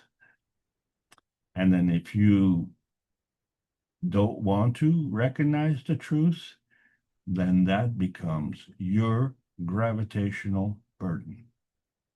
And you are feel free to carry it. Thank you all for allowing me to present. Yes. I think a lot of people will become quite interested in this life extension in a way, or changing the half-life. Again, we're so connected to the physicality, but it does sound like this is the true life extension method of being able to exist longer in the physicality, if that's your choice. I guess maybe as the longer we go in it, the more we'll figure out the physicality is not worth it. But at this point in time, again, 1,000 years may not be a long time in the future. And how about the material growing, Alex? He said some of this material could actually grow itself. And I guess they've seen that in the lab or other places. So that's, yep. And what about this? He kept saying even the cosmic ray material is energy in the matter state. Now, we're seeing the material, but how could it be energy in the matter state? And it's dark matter. This is, normally I would think we couldn't see it, or maybe it was in its process of transitioning in a way. into the matter state, but how could we physically see energy in the matter state? I mean, have we seen electricity? We call that energy. So, Just a question to ponder or think about, or if you feel no, like this sharing. is an Yeah. important question because you you're inside a room and you are shielded in that room because there's walls around and there's a door. Now, if you want to get out of that room, you have to disrupt the shielding somehow. So you're going to have to open up the door. So if you want to get out of the room, you're going to have to go through the door. And the difference between being inside and outside is crossing the threshold of the door. Now, if you don't open the door, you can't go through it. So you have to open the door, cross the threshold, and you can close the door behind you. That you can do in the physical state.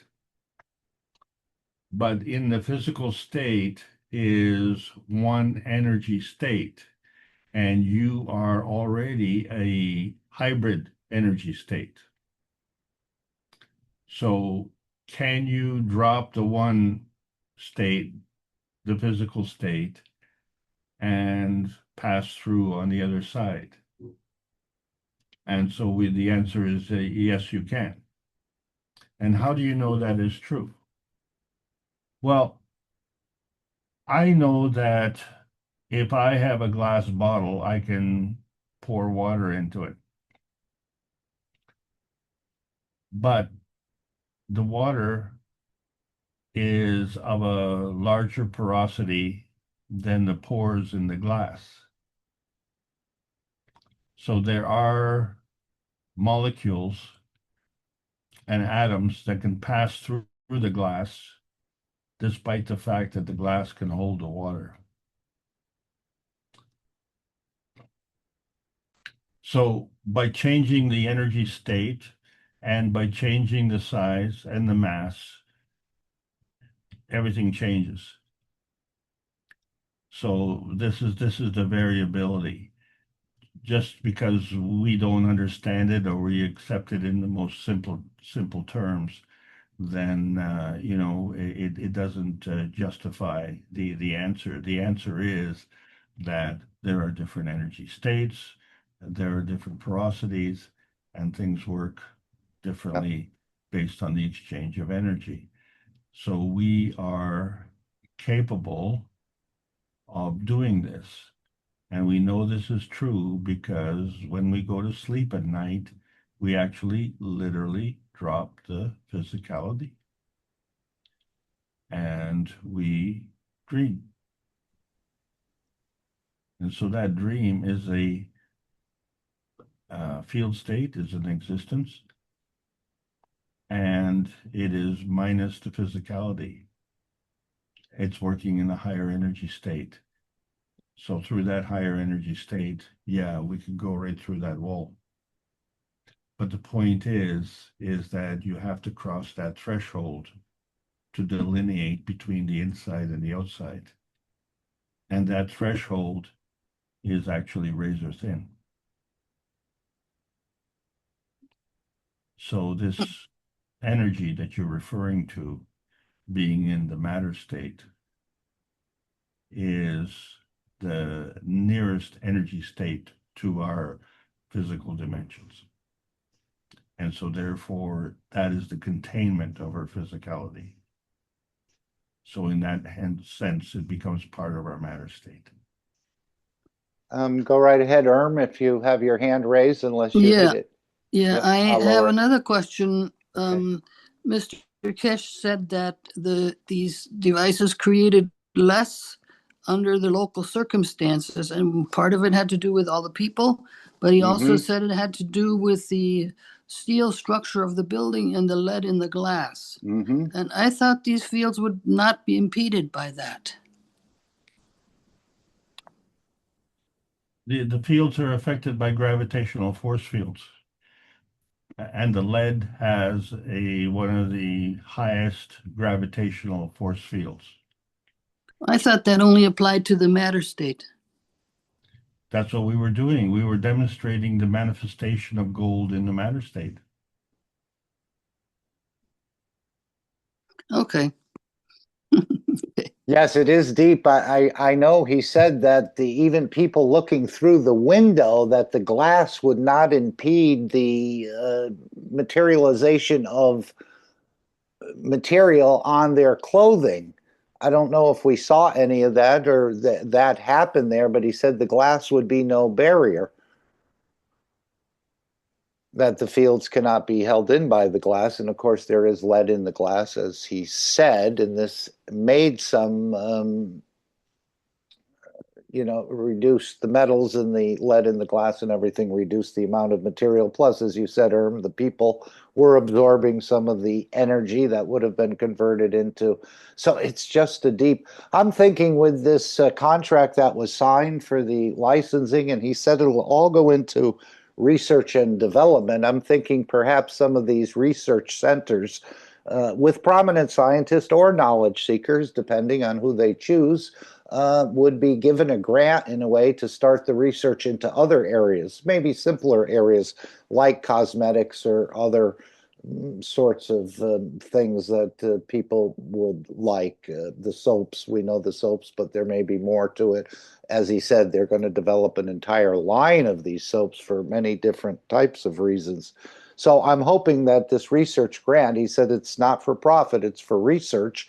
And of course, the research centers are waiting to blossom in a way. I think this could be part of helping people to participate in the research. Any thoughts on that? 10 billion can certainly provide quite a few. And I don't know how any of this is structured or the rest of this, but I know he had talked about the research centers more than a year ago. So I think this will start coming into the work of the Kesh Foundation with leading scientists and or knowledge seekers working together. I think that would be a great combination. And again, leaving the national flags outside of the um, school or the research center and just having peace as the winner. This will be a phenomenal collaboration again and cooperation. And bring that back into the scientific community through papers. Yep. Mm-hmm. Yeah, thanks, Mark. So talking about the soccer game yesterday, that was between Crystal Palace and Manchester City. And what was interesting, I found in that particular thing, because it was a cup final, the losing team, which in this case was Manchester City, had to go up to the podium first, and then was followed by the winning team. They would go there and shake hands with the so-called dignitaries and get their medals, and then of course raise the cup in celebration of their victory. What we have to understand, and what they have to understand, let's put it this way, the winners don't have to understand as much as the losers. It was because of the losers that the winners won. The winners are totally dependent on the losers. They cannot be winners without the losers. So the losers created the winning on behalf of the other team. Without them, the other team would not be a winner. So they are significantly instrumental in the process. They cannot be excluded from that process. That is the lesson. In other words, none of us can be excluded from the process. We cannot extricate ourselves from life. We are part of life. And we're either part of life in one manifestation or another. And so, whether they're considered losers or whether they're considered winners, it has to do with that particular time and that particular place. If we change the circumstances, then the winners become losers and the losers become winners. And you say, well, how did that all flip around? And that's the whole point, that this is not condemnation. So life is not a contest. The contest itself is entertainment. It's not the meaning of life. So at that particular point in time, the winners feel euphoric and the losers feel dejected.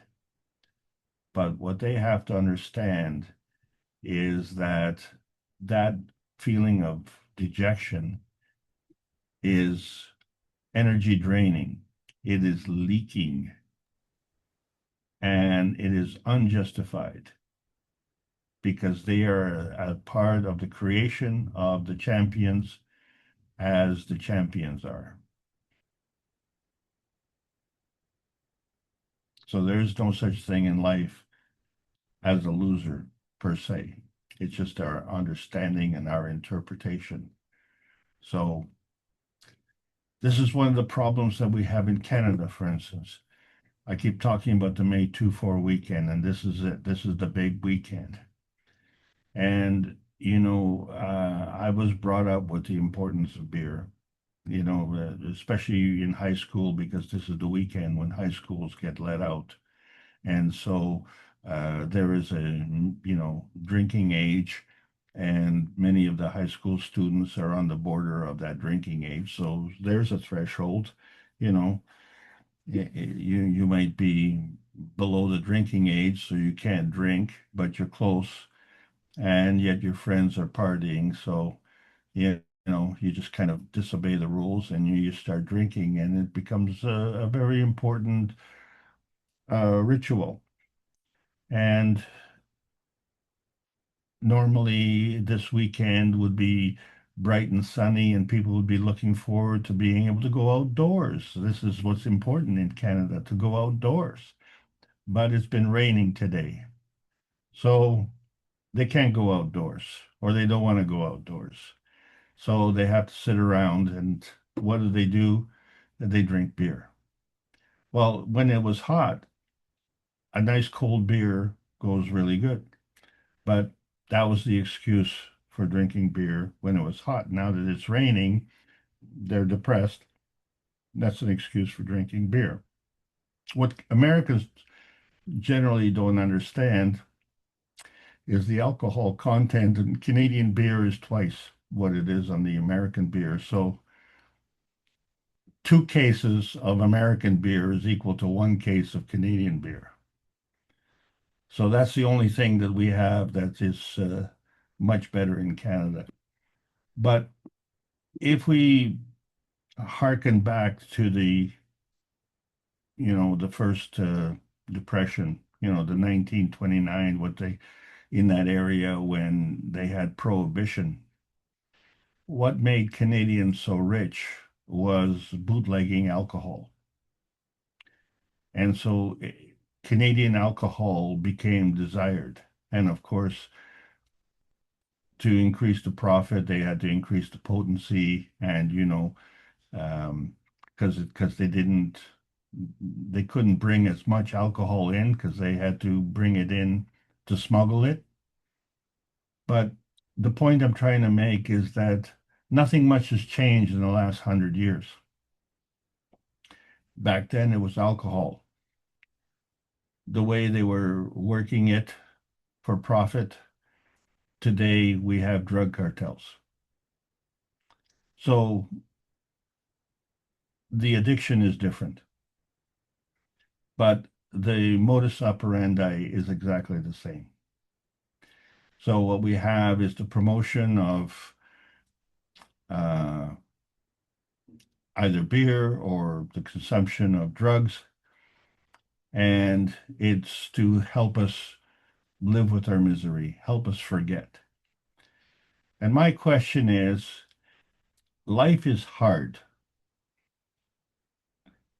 Even people who are wealthy struggle.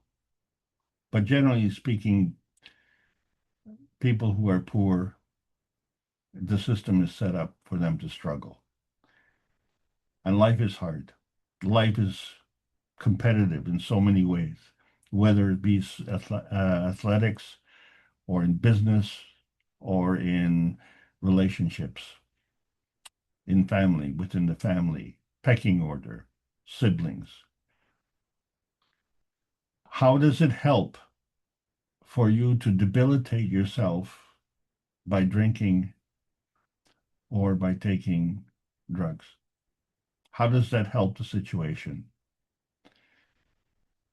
Except it makes it even harder. Because for whatever you're doing, you have to pay for it. And if you don't have the money, now you're wasting the money. And is it edifying you or is it diminishing your capacity? And this is the confounding thing that I see, and it's particular with my generation, because the fervor was so great. And it still is so great. But, you know, I criticize the Canadians for that. And that is the reason I criticize them, because we could do so much more. We could do so much that would help in so many different ways. But what we do is we choose to take a time out from our life. We choose to take a time out from our debilitations, our illnesses, our wars, and our hardship. And we choose to have a nice, relaxing weekend,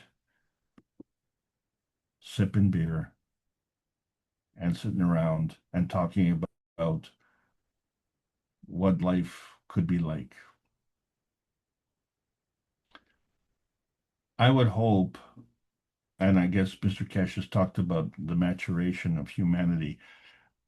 I would hope with the realization that we have demonstrated the exchange of energy in a totally different light, that this would impact people. And there's no question that it has. But is it a critical enough mass? So from now on, what we have to do is add to that energy field. That's what I would like to see. Over to you, Mark. Yes, and this is what he said. These technologies will change the behavior of the man, move it away from killing, more of a giver than a taker. And again, let's not call anyone losers.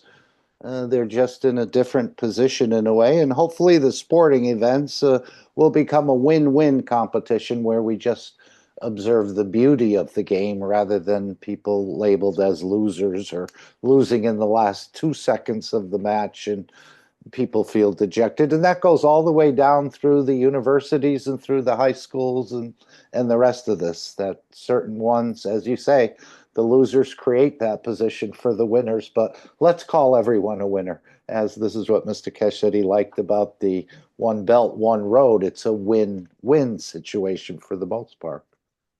Exactly. Anyone else? Yes. And thank you, Alex. Anyone else want to bring anything? We're at the top of the hour. I'm going to play the final disclaimer. Meeting will come to an end after I take the screen, which I can do now, I hope. I have one comment, Mark. Please. When I used to do automobile racing, and everybody said, did you win or did you lose? Well, we always said everybody wins. If you finish the race, you won. Mhm. So it's the attitude that you have towards it. Okay, so I didn't win the prize, but at least I finished the race. So in essence, I did win. So it's all about attitude as well. Except when you look at the statistics or the headlines the next day. But it's okay. We're all moving into this. It'll be a win-win situation for everyone. This is what's developing. No one is going to be left behind. due to a lack of knowledge or anything else. And this is beautiful to see. The Americans will be talking to the Chinese and the Iranians and the Russians and the rest. It's all going to be brought in together. So we're in a very beautiful time. Yes, a couple of rocky paths to cross, but as Mr. Kesh said, we're well seasoned for this job, and you can see how he's had it in hand. I think, again, the world demonstration that was supposed to be happened maybe a month or two ago, where he said something happened and they had everything arranged. This was what replaced it. So whatever interfered with that, I think we have an even better. I don't know if it was going to happen in China or this was just decided recently. But again, a premier platform for premier technology. So it's almost like the cosmic ray ball in the case, the amethyst, the rock case it comes in. Everything is looking like it's fitting together quite nicely. So thank you all for attending. I'll play the final disclaimer. The meeting will come to an end. Any other thoughts or comments? And thank you all for carrying, again, a small corner of a very large carpet. And we thank the Chinese officials as well for making all of this possible. We're all involved in it, more or less, and I think our involvement will grow as time goes on. We'll see more and more of this technology trickling into other areas, and we'll be moving ahead explaining to humanity what this is all about. Because again, I had no knowledge of this before the Keshe Foundation. I was just basically existing in the matter state. Yes, I had some inkling of it, maybe through the churches and other readings or even things that have happened to me, but never this depth of understanding. And we haven't, as he said, our journey didn't start 10 years ago. Our journey is just starting now. So I guess we've been in a way, basic training for about 10 years or 8 years or however long you've been here. But now I think we're moving in a way out of the nursery and going to start to show some beautiful things. And of course, what we saw in Beijing is just the beginning of this, in a way, a tour through national cities in Japan and the United States and London and Moscow and other major capitals around the world, that the media start reporting on it in a much bigger way, in a much profounder way. And of course, they can shape it quite nicely to get people more excited about this. So we'll see. It's all coming together. And thank you all for your support, your contributions, and just being in and around the pinnacle of knowledge, which is called the Keshe Foundation. Even those in the UFOs are, as Alex said, they called us four-wheelers or insignificant dust, but now we're becoming a significant dust in the universe. Of course, not to lord over anyone, but we're going to work in collaboration as equals. This is what Mr. Keshe has always said. We're taking you into space as equals. So thank you all.